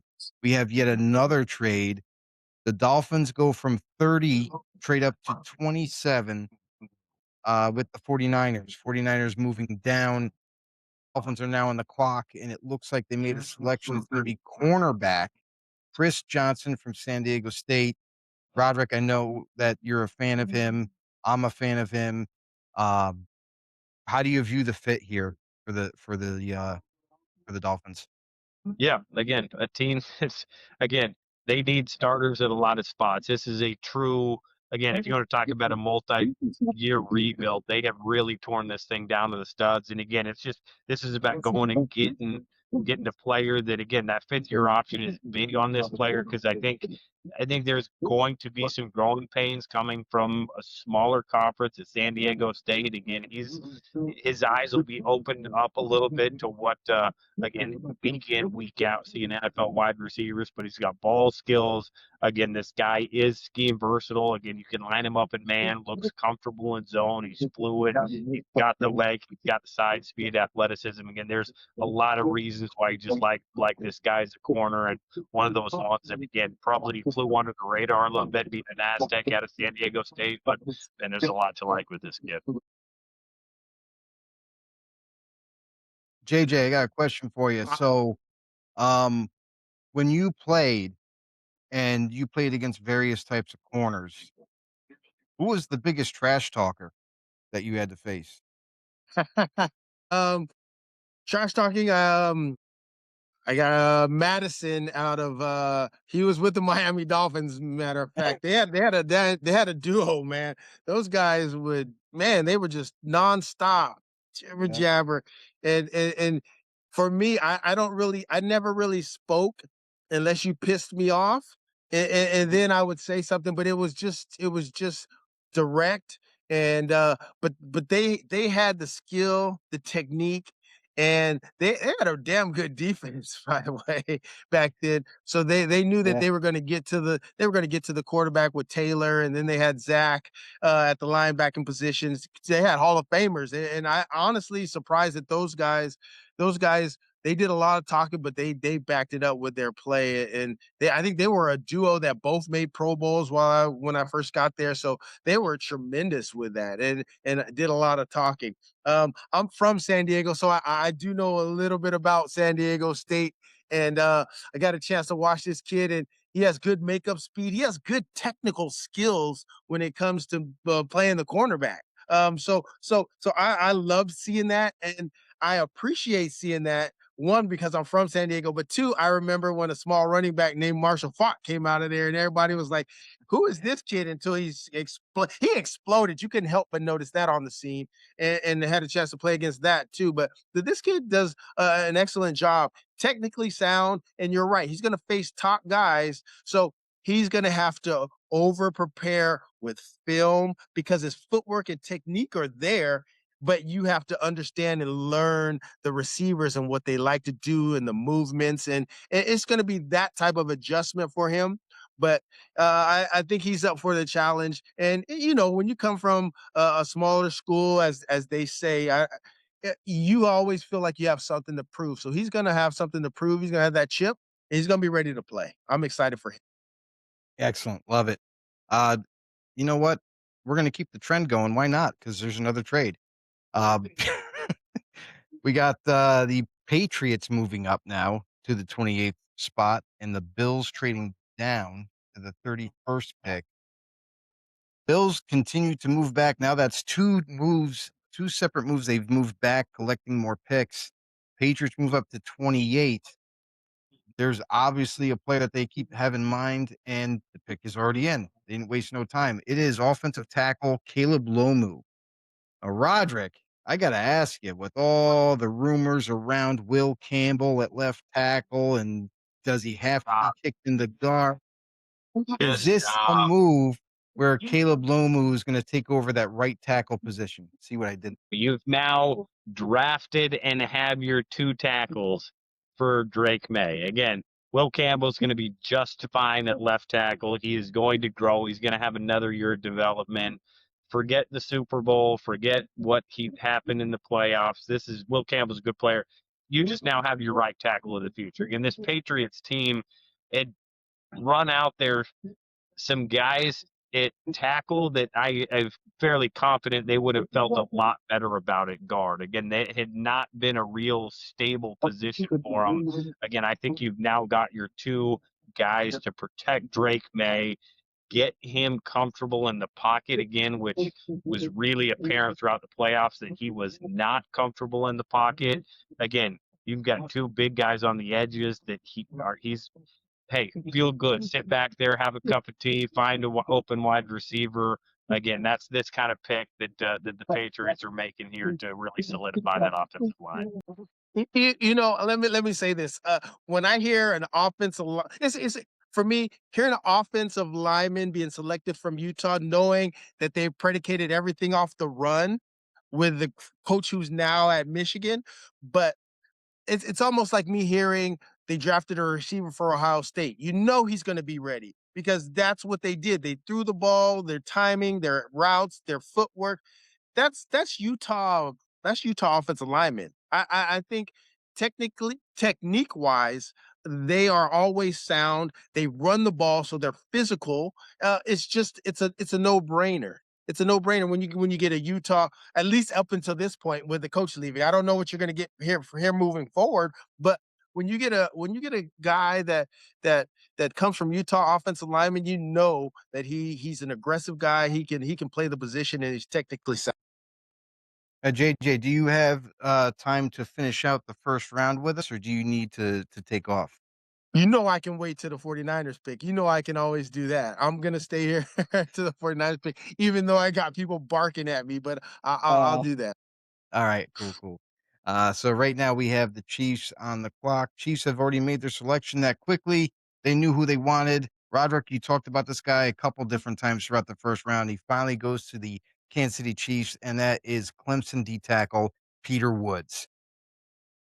Yeah, again, good versatile guy. Again, was a top guy on a lot of boards coming into this year. Again, like that Clemson team, we've talked about it, underachieved. He underachieved. His flashes are top 10, top 15 flashes. The problem was he was really inconsistent. Again, really disappeared in some games.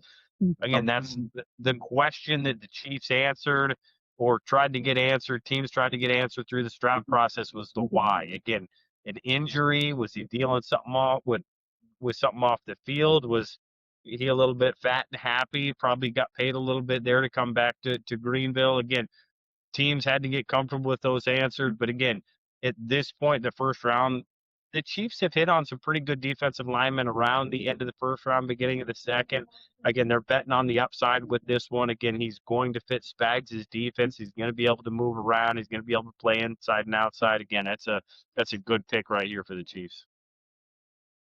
Excellent. Now that brings us to Texans. Texans picking 30th here. I got the 49ers. Or 49ers here. I didn't change it. It's That's right what it there, was. right? Yep. 49ers right here. Better be the Just in time. Just in time for JJ to bounce out as soon as the Niners pick. This is fun times. I remember, I was from San Diego. Everything's laid back. I remember Yeah. draft day at the house, had friends over, had family there. We literally hung out. We had a little barbecue and sat and watched the TV. And when I got the call, I just remember this. I got the call and everybody's looking at me. And I'm just smiling, and this is old school, this is 1995. So it's been a while, but everybody's looking at me. I hang up the phone and I say thank you to Dwight Clark and thank you. I look forward to it. And they said they'd call back with setting up information to go. And I remember hanging up the phone. And I remember they wrote this story because I hung up the phone and everybody was like, who are you going to? What team are you going to? And my brother is a receiver too. My oldest brother's a receiver too. And he said, I said, I'm going to San Francisco. And he fell out because Jerry and Andre Rison were his two favorite receivers at the time. And so I was like, I'm going to San Francisco. And I just remember screaming. So everybody starts running at me. Like we're in the garage, like with the TV on, garage door open. And I just start running away from everybody because I couldn't stop laughing. And I thought I was so excited. And we lived, and I almost ran around the whole block with everybody chasing me, trying to give me a hug, but I didn't quite make it that far because I wasn't trying to run that hard.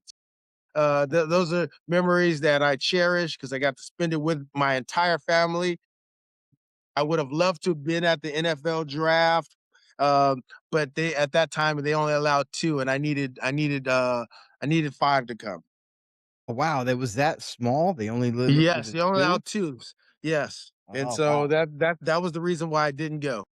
So now you look at the draft nowadays, and you got like a whole platoon, and They have everybody there. Like, why could they could have did that before? It's just a restriction. Time always changes everything the way it should be half the time. So we'll see. Gotcha.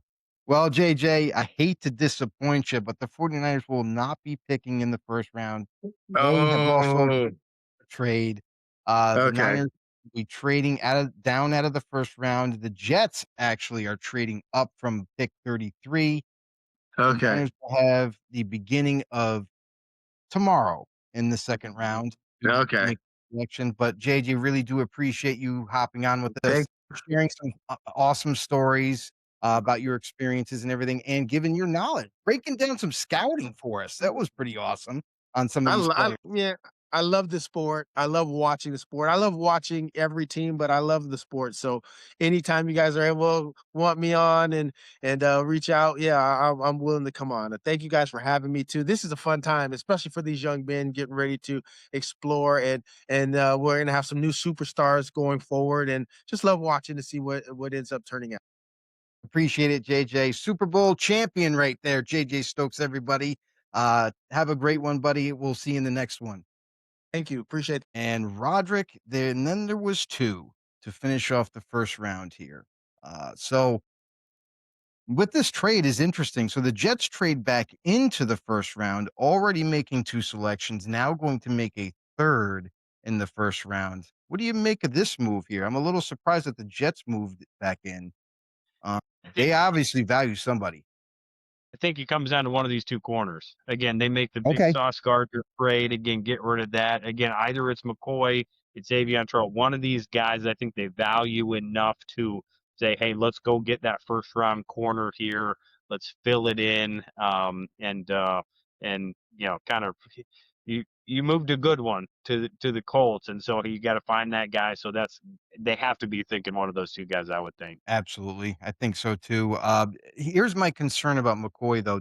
And obviously the medical is an issue that kind of populated up in the last 24 to 48 hours about will he need a second surgery? And it's not a concern about the ACL surgery that he just had. It's more of something that someone has to go in and clean up his knee a little bit more, which will sustain him and push him out yet another year. So you might not see McCoy till 27. And if that's the honest truth and that's a real deal for the medical, uh, do you even see McCoy getting picked in the first round, let alone maybe even the second round? If that's the case, I think we see McCoy's name called somewhere on day 3. Again, if there's the issues with McCoy is it's been so long since he's already played competitive football. If you start talking Right. about having another surgery to get it right, that's when you start talking about, is this guy ever going to play again? You're going to be hard pressed to spend a day 1 or day 2 pick on that. And again, if all of a sudden that's the case and teams have gotten that through medical rechecks and everything, man, it'd be hard. There'd be a lot of teams that just have him off the board. Period. Just can't draft this player knowing that the knee is, even if the knee could, if there's concern that the knee could go this year, he may Yeah. be off the board. Yeah, yeah, and that's why, like, I'm surprised that McCoy hasn't been selected, but this is where I tend to think that because we're pretty much all the way through the first round, his name hasn't been called yet. I think that this medical concern is a real deal thing. So who knows when we're going to see his name called, if we see it called. Uh, I don't think it'll be on day 2 if that's the case, but the Jets made their pick. They already traded back into the first round. They trade and they get another wide receiver, actually. They go with wide receiver Omar Cooper Jr. out of Indiana, a guy who I really like. Um, I think he has great route running ability. Obviously, the hands are there. We've seen some of the difficult catches that he's made. Rodrik, are you on board with Omar Cooper Jr. at this point? The pick, the fit is a little surprising for me, just because again, I think this guy is a similar player to Garrett Wilson. And again, when you start talking about putting those guys out there again, offensively, schematically, again, you've got two similar players. That's apparently what they want. And again, they got a good one when they do it. But again, traditionally, you think you start pairing guys with slightly different skill sets. And again, for me, Omar is, again, he's a good player. He's a first round wide receiver. He's going to be a starter early on. He can do a lot of that stuff. Again, it's just going to be two guys in Garrett Wilson and Omar that you're probably going to feel fairly similar about, through the year. Both guys are going to want targets, and you're going to hear about it from both of them because they're wide receivers, right? Exactly, exactly. Uh, so the Jets, they had some more talent at wide receiver, not the guy that we were kind of anticipating. However, um, now that we're getting down to and dude, I can't believe how many trades are happening right now. There's yet another trade. Um, the Buffalo Bills are trading out of the first round again and stockpiling picks after picks. They are setting themselves up for one heck of a haul in day 2 and even early on day 3. Um, wow. They are just really racking up on these positions here, or these picks, I should say. But the Tennessee Titans trade up with the Bills. Titans now have the 31st pick. And this is interesting. Could this be, I want to say, D tackle, maybe? Maybe there's somebody as an edge rusher that they really kind of covet at this point. What do you make of this move up for the Titans?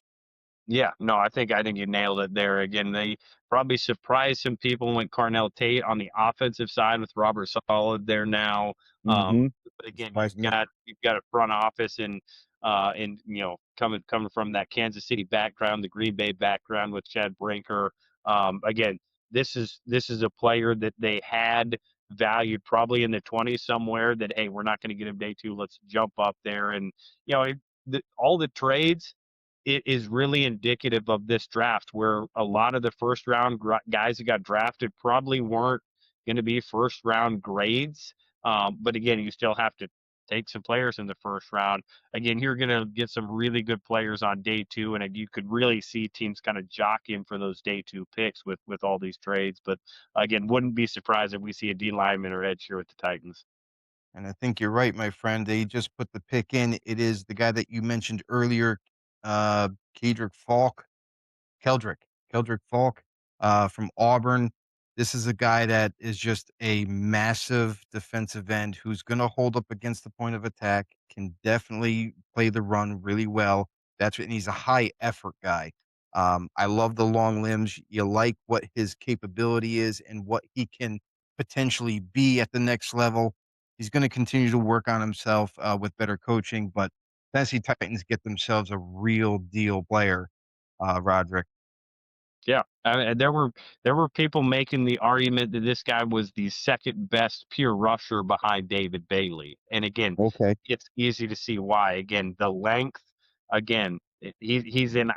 You start talking about ideals, and some of the guys hit him. Some guys, Ruben Bain, don't hit him, but they overcome it with a bunch of other stuff. At 6'6", 276, you've got the length, you've got the size. You're going to be scheme versatile. You're going to be an edge rusher for Robert Saleh coming off the edge, where again, you're comfortable probably kicking down, getting some 3-tech matchups and some of your cheetah NASCAR package stuff. Again, this is a guy that Robert Saleh has to be ecstatic about getting here at 31 to fit his defense. He kind of makes that Titans roster over. The Seattle Seahawks are with the final pick in the first round, the Super Bowl champions, Seattle Seahawks. Over under. Is there going to be a trade here? No, they're going to sit and take it. Okay.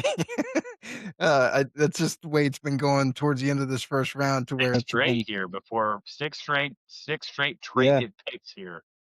a lot of picks being thrown around. So definitely interesting to see this happens. So Seattle, they come into the draft. They lost a few good players. You think of Boye Mafe, the edge player, goes to Cincinnati. Yeah, they lost a few players. And now with the Seattle Seahawks having this pick, this is another team that I feel like does a phenomenal job. The front office is tremendous. They do a phenomenal job of evaluating talent, staying put, like you mentioned earlier in the draft, how good teams will be patient, they'll hold their position, and the draft just seems to fall to them with high talented players. For Seattle, what do you think they're going to be targeting with the last pick in the first round? If you would have told me the team most likely to trade out of this spot, it would have been Seattle. Again, only 4 Well, picks in this yes. draft. Only 4 Yeah. picks. They got a first, a second, third, and then a sixth. So those scouts are going to be sitting bored on day 3, getting ready for the undrafted free agents. But again, you start thinking about some of the guys they lost. Are they going to reload? Again, find another interior guy with high upside. Are they going to go get a corner? Again, they could go back to the offensive line. Again, they're in a great spot here with a lot of really good options here. Again, John Schneider, he's been there a long time. He's done it really well. Again, I could see this. Hey, who's the highest player on our board? I don't care what position he is. Let's go get him. Again, you're kind of sitting in a luxury spot here at 32 after winning the Super Bowl when the roster's looking like it is. I could see again an Avion Terrell coming off the board here, and Emmanuel McNeil Warren coming off the board here. Again, why not go grab a Cade McDonald, a Cassius Howell, some of these upside guys on the interior of the defensive line? This is a luxury pick, and hey, whoever's highest on our board, let's go get him. Yeah, also, I mean, I know that their offense, obviously Clint Kubiak is not there anymore, but I gotta believe that the offense they're gonna run is pretty similar, almost identical, and keep the same thing going on offensively. Do you think they're gonna still use a 2 running back system? Is this a spot where maybe a running back they'll look to to pick? Is it gonna be like the counterpart to Jeremiah Love, where Jadarian Print, jeez, I can't even talk now. Price There we go. I got it, Rod. It took me a bit. It's getting late. But Jadarius Price, is this going to be a spot for him, or they go a different route like you were mentioning, maybe D-tackle? Yeah. Yeah, I think this is still a little early for another running back. Again, I like Price. I like some of these. I like the Arkansas kid, visit Mike Williams. But again, Yeah. probably still a little bit early for him. Again, I think this is more of a an impact piece. You're expected. They've got a few running backs on that roster. It's going to be by committee, by competition. They'll roll a bunch of guys out there, kind of ride the hot hand. So again, I don't think it's going to be running back. I think it's going to be one of these defensive picks that they're probably is happy is still sitting here 32. Excellent. We have the pick in. What a surprise, because this draft, I gotta tell you, this draft flew right by. It looks like we're 3 hours, and it is all said and done in the first round. Seattle Seahawks do go with a running back, actually. They go with none other than Jadarian Price from Credit Notre to you. Dame. So they must have heard their ears ringing and said, you know what, we should just make this pick the way Joe would intend it to. There's no other explanation. But nonetheless, I think he's a talented back. I think if there was I think it's a little too early for Jadarian Price, but I think if it was going to be any running back, it would be him. This fills in nicely for their 2-back system, obviously. But Seattle, again, like you said, only having 4 picks. I wonder if they're going to be looking to, with their next pick, going to be looking to trade down a lot more often, maybe even like the Bills did, stockpiling even more picks for maybe late day 2 into day 3, because they're going to need them. So, for Jadarian Price, do you think this is kind of one of those picks where some people view it as a little bit too high for Price, or do you think this is kind of like a thing where, like, they did their homework, they know what they're getting, and they seem pretty comfortable with this? Yeah. Again, John Schneider doesn't pull this card if he's not real comfortable with again adding this running back to the mix. And again, of course, you use your Super Bowl MVP and Kenneth Walker, and you have to get some guys back. Again, Cam Akers is not going to be the answer. You hope that Zach Charbonnet comes back off that knee injury. Again, after that, you've got Cardia Wright, Emmanuel Wilson. You've got some good, solid guys, but this is again. I would not be surprised at all if Jadarian Price is running back 1 going into week 1. And again, that's a player that, again, in a lot of drafts, he may have been running back 1 if his teammate wasn't arguably the best player in this draft. So, again, people are going to hate the running back pick. It's not a running back, in the first round, but we get 2 this year, both from the same school. How rare is that? So it's again, Seahawks get better. Yep. JJ, before you go, we're going to bring back in William. He wants to come in real quick before we depart. William Del Pilar will be joining back us yet again. William, where you been? We missed you this whole time. Oh, I can't hear you, buddy. There you go. There you I said, Joe said I asked to come in, Rodrik. He was begging me. He goes, we need some life. So seriously, I just wanted to rattle off some quick hit questions for you, Rodrik. I've been reading your work a lot lately. Obviously, the last few weeks, I like your takes. And I don't want to take you out of your comfort zone, but let's look past today's draft day. Let's take a look at Fernando Mendoza. How long before he's able to make an impact on that Raiders team? Rookie mini camp for the Raiders. Is it week 1 or week 2? He'll be at OTAs. That is when he will make an impact. Again, Fernando Mendoza is going to be a guy. He's going to step in. I mean, for the goofy personality that we see, this is a locked in leader that is going to, step in. And anybody that thinks Kirk Cousins, that's his job to, go take. This is Fernando's job. Again, he's going to step in. We're going to see a lot of good stuff from this Raiders team. So you think he may start early on? Is that what I'm hearing, or you're just talking about leadership role here? No, he's starting week 1. Oh wow!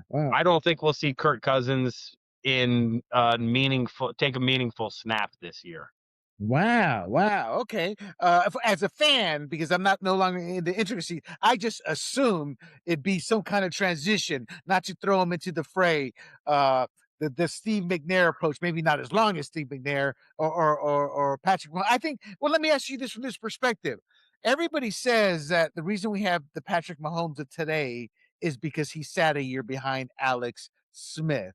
Then you look at Anthony Richards. You look at the poor kid in Minnesota who, I forget his name, out of Michigan. I mean, is do you think maybe they should do more of a transition with let Cousins take the reins? I don't see Cousins as a leader or mentor. He's never struck me as that type of guy. I'm not saying he's a bad guy. Doesn't care for other QBs. I've just never seen him in that role. What are your thoughts as a scout and having been in an actual NFL organization watching quarterbacks like? Yeah, again, it's always it's fun and easy to say, hey, we need to, let him sit, let him do all this stuff. Again, you want your best players to play. And again, with the Patrick Mahomes today, we know again, we forget what he looked like coming out of Texas Tech. There was a reason he slid to where he did, playing in that offense, how different that offense was from what he was going to experience in the NFL. Again, you're talking a completely different mental background, different maturity level. Again, there's certain guys that needed that time. Again, Aaron Rodgers sat for 3 years. He looked like a different quarterback the first time he stepped on the field for Green Bay than he did his last year at Cal. Again, Anthony Richardson has not taken those steps yet. JJ McCarthy, again, he was ready to go from a maturity and leadership standpoint, but again, came from an offense where he was not asked to do a lot in the pass game, and again, has certainly shown up. But again, Fernando, again, going from I believe it was Cal, what he was asked to do in a really short time there in Indiana. He was asked to do a lot really quickly and really didn't bat an eye, really didn't blink. Again, he's going to be ready to go. He's going to give them the best chance to win, which is ultimately, I think, why he's the week one starter. Well, you know what his secret is? You give Cubans their espresso and they're all over the place. They love their espressos. That's what I was told. I'm a Latino. They're like, you got to have the Cuban espresso. It's the best in the world. They love it. All right. Real quick here, just 10 seconds. David Bailey, how many sacks this year? 11 and a half. Oh, we get to the half. You really are. Jeremiah Love, how big an impact? Take all the running backs, let's say your top 32. Where do you see him? Obviously, it's hard to predict. I'm putting you on the spot. I know it's speculation, but where would you see him ranking at the end of the season? Top 10 type quarterback, et cetera, et cetera. Offensive rookie of the year, third total yardage amount for a running back. Oh, wow. Okay. Sonny Styles, do you think he's good enough to be defensive rookie of the year? The way he's come out, it looks like he's come out ready to play. Yeah, defensive rookie of the year, again, gets Washington back to the playoffs. That's a top 10 defense. How long before we see Ty Simpson? 2 years, 3 years? I mean, because we know it's Stafford's year this year, right? 2 years. It'll be 2 years. I think Stafford will ride off into the sunset, and we'll see Ty Simpson. What is that now? 28 week one. Wow. Okay. Okay. So Dylan Thine, is it Thieneman? Apologize. Thieneman. Yeah. Thieneman. Okay. So you had some choice words for the young. No, he didn't have choice words, but you did question that he maybe overperformed at the combine. And my impression was he may not be as good as that film versus his actual game film. You talked about how you see him in certain schemes. Is he really, and this was your question, I think, is I'm not sure if I see him as a first round pick. Your thoughts on him going 25? Yeah, again, I think that's about where, again, my individual grades are always going to be taken from my experiences. I think this is, again, when you start talking that draft process, this is to me a starter level player that, again, his mental is going to make him a little bit better than what his on field game is. His performance at the combine, his testing numbers, I didn't think quite showed up. But again, I think you get a good player. Again, I used to say the same thing about Harrison Smith. in Minnesota. And again, he was a really good player for a long time. He always played better than what his traits put on film. Again, that's why Thieneman ends up going at 25. And again, I think ends up being just a really solid, stable piece on the back end of that secondary. And your thoughts on Chris Johnson re-entering the league as a running back? I just saw Chris Johnson. I think I've seen like 3 NFL players named Chris Johnson since Chris Johnson left. Out of this first round, what's your biggest surprise? Biggest surprise for me. Oh man, that's a good one. It's got to be Mansour Delane at 6. I kind of thought you'd key in on that one. No, I'm gonna go down. I mean, I'm just running through them real quick. It's for me, it's Blake Miller, Clemson tackle going to Detroit where he did. Again, this is a guy. Again, you're pairing a right tackle with the right tackle there. You're pairing a guy that I think I have a lot of athletic questions about him. I think he is more of a back end starter, not a first round player. This is a guy that again just creates a lot of questions in Detroit. And again, there's a lot of moving pieces have to happen to make this happen. And for again, Brad Holmes has done a great job. Dan Campbell, Blake Miller is the surprise pick of the first round. Well, maybe yeah. I guess I can see that there. Now the fantasy in me is coming out a bit. I know you don't play fantasy, you don't know much, or you don't care to know much about it. And much respect to you. I haven't played a fantasy league since I left the industry, but I know what the fans out there want. Kenyon Sadiq, how big an impact will he make with the New York Jets, where all players go to die? Yeah, I mean, who's your quarterback? I mean, that's what it comes down to. If you want to be a successful wideout, tight end, running back, again, you've got to have a quarterback to throw you the rock. So again, I'm little. Again, his good plays are going to be good. I think they're just going to be too far and few in between with whoever they end up at playing quarterback for them. I agree. I can't. You got Geno Smith with the Jets right now at quarterback. So Right now, yeah. And I said that earlier in the draft, Joe. Remember, it's like I don't care who the player is, who they drafted. They don't have the quarterback to throw him. I can't remember what team we were talking about. Okay, and the best fit that can make the biggest impact from this first round, meaning they hit the team and they hit it with all engines running. you've got to come back to Sonny Styles for this one. Again, Yeah, I knew it. what I knew. values with his linebackers, how highly I think of Sonny Styles. Again, I think this is just a home run for them at 7. Adam Peters and Q and that whole scouting staff, Chuck Cook, Roger Terry, Cody Sager, they're going to sleep well tonight. Have coming out of the first round. Final question for you from me is Jordan Tyson. Big Joe there was talking about was injury prone in college and all. To me, a wide receiver with that type of track history, and again, I'm coming from the fans' perspective, so I may not be 100% accurate. But what do they see in a player like that to overlook all those injuries? I mean, it just to take a receiver at number 8. I mean, is he that good on that level, on that scale, that they hope that he can just outgrow the injuries? Yeah, again, the medical team, again, has to be fully behind this. And again, the medical for this player, again, it seemed to be a little bit of everything. Again, a catastrophic, perhaps, again, but again, a plan to get him right. And again, to have him together again, practice time is not going to be what it was in college. Again, the recovery is going to be much better in the NFL. His good plays are good now. Again, this is a wide receiver one that's not a ton of these in the draft, going 8 overall.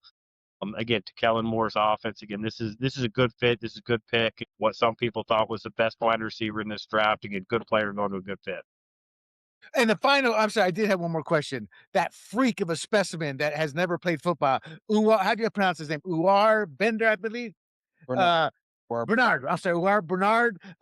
Because I read up on him because of you, and I'm like, oh my god! I saw the video. I was like, oh my god! Everything was like, oh my god! I was telling Joe there was maybe you remember his name, but there was there was a big Adonis, freakish looking kid. That the Jaguars drafted, I don't know, 15, 20 years ago as running back, didn't make it, but he was built like a rock. Didn't make it as running back. He had quite a few years as a fullback, but he reminded me of that. This kid's analytics or data, you said, it's like they're there, but there's no film on him. So looking at you're the scout, you know what these teams' needs are. I'm putting the GM's hat on your head right now. Which team do you think should take a shot on him and win? Or do you think he goes undrafted? No, I think he gets drafted. I think he ends up kind of fifth round. Again, maybe somebody gets excited at the end of the fourth round. Again, teams that I think he would find a great home. I think extremely highly of Mike Vrabel. If he went and got to be trained by Mike Vrabel in New England, I think that's an outstanding fit for him. Grow, develop, fit into that defensive line there. Again, I think if Robert Saleh gets a long enough runway in Tennessee, he's a great one to learn from, develop, and grow. And then kind of the outside one would be Minnesota. Again, this is a guy that, again, if you just want to get after the quarterback and go and do some things for Brian Flores' defense, just get off the field and go get the quarterback. Again, a lot of freedom to play and do some things. Minnesota could be kind of a sleeper for me. And your experience is obviously scouting development. How long does it take I mean, every player is different. It's hard to answer, but a player like him, what would you be your expectations like by year 3, this guy can be a force, by year 2, by year 4, or what's your thoughts on that when you see the film on him or the video from the combine? Yeah, I'm thinking hopefully I'm getting some snaps out of him in year 3. Again, if we can get him rotational, get him on the field again, there's going to be a lot of time spent practice, film room, just learning the intricacies, the nuances of the game, and if we can get something out of him in year 3 and then actually start to have a role for him in year 4, again, that's where patient franchises. Again, I fully expect Vrabel to be there. Again, the other two. It's hard telling in Minnesota where things go this year. Robert Saleh in Tennessee, again, ownership group has been quick to move on. Again, you're talking about a little less stable there. So stable franchise with a good history of development. Philadelphia, Baltimore, New England. Now I think those are ideal fits for him. Where again, there's going to be a lot of stability around him. Outstanding. That's all I got, brother. I just wanted to come in with some of these rapid questions, not to take away from you, Big Joe. But it's your show. But Rodrik, I want to thank you, and I'm going to let the audience know. So I've been. Can I ask you one more question? It has nothing to do with the draft. Okay, so I've been around. I had one of the very first fantasy sports companies, and we expanded it to NFL players. We were going to the Senior Bowl combine. We went to all of that.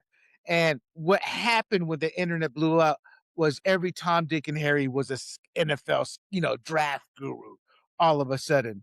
And for the audience, Rodrik is in the war room. He's out on the field. He went to the universities. What's your honest take on all of a sudden the internet has made every Tom, Dick, and Harry a draft guru? How do you handle that from personally as somebody who's gone through the trenches, done it, the real deal, when you have to deal with somebody else in the same room who's not done it?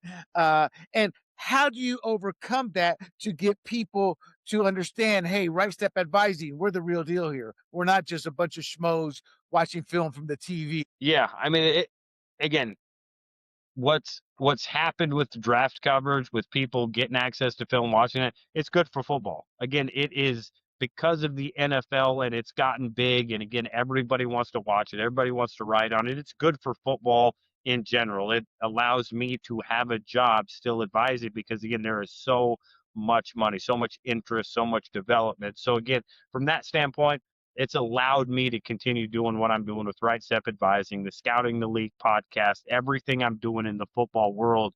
Now, again, there's people like Joe that I come on this show, talk with Joe because Joe gives his opinion and then lets me give mine. And the problem with so many out there is they want to give you their opinion and then tell you why you're wrong and then tell you why they're right. And again, tell you why what that team should do and they know better. And again, that is where it was the same as when I was a scout as it is now. I put them in a certain bucket. Joe goes in a different bucket. Again, it's the people out there that are not willing to have a conversation and just want to tell you that they know better because they watched the movie Draft Day and Jerry Maguire, read a couple books. And again, coming on here and talking about 6 years in the draft room and being on the road for 3 years and, looking at guys like Jeff Okudah and Chase Young and I mean, just the list goes. Antoine Winfield, the list goes again. 300 to 400 reports every year. The time in pro, sitting there at the Super Bowl, being on the field. Dion James White crossed the goal line again, shoves a knife right through your heart. But again, the experiences again. There's just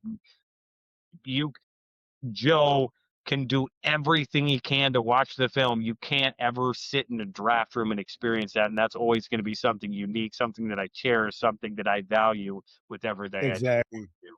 Where does Joe Bushbaum? I assume you're around when Joe was still alive. People in at least the older crowd, consider Joe Bushbaum, who used to come out with the Pro Football Weekly, that digest one every year. Did you ever have the opportunity to meet him or know of him?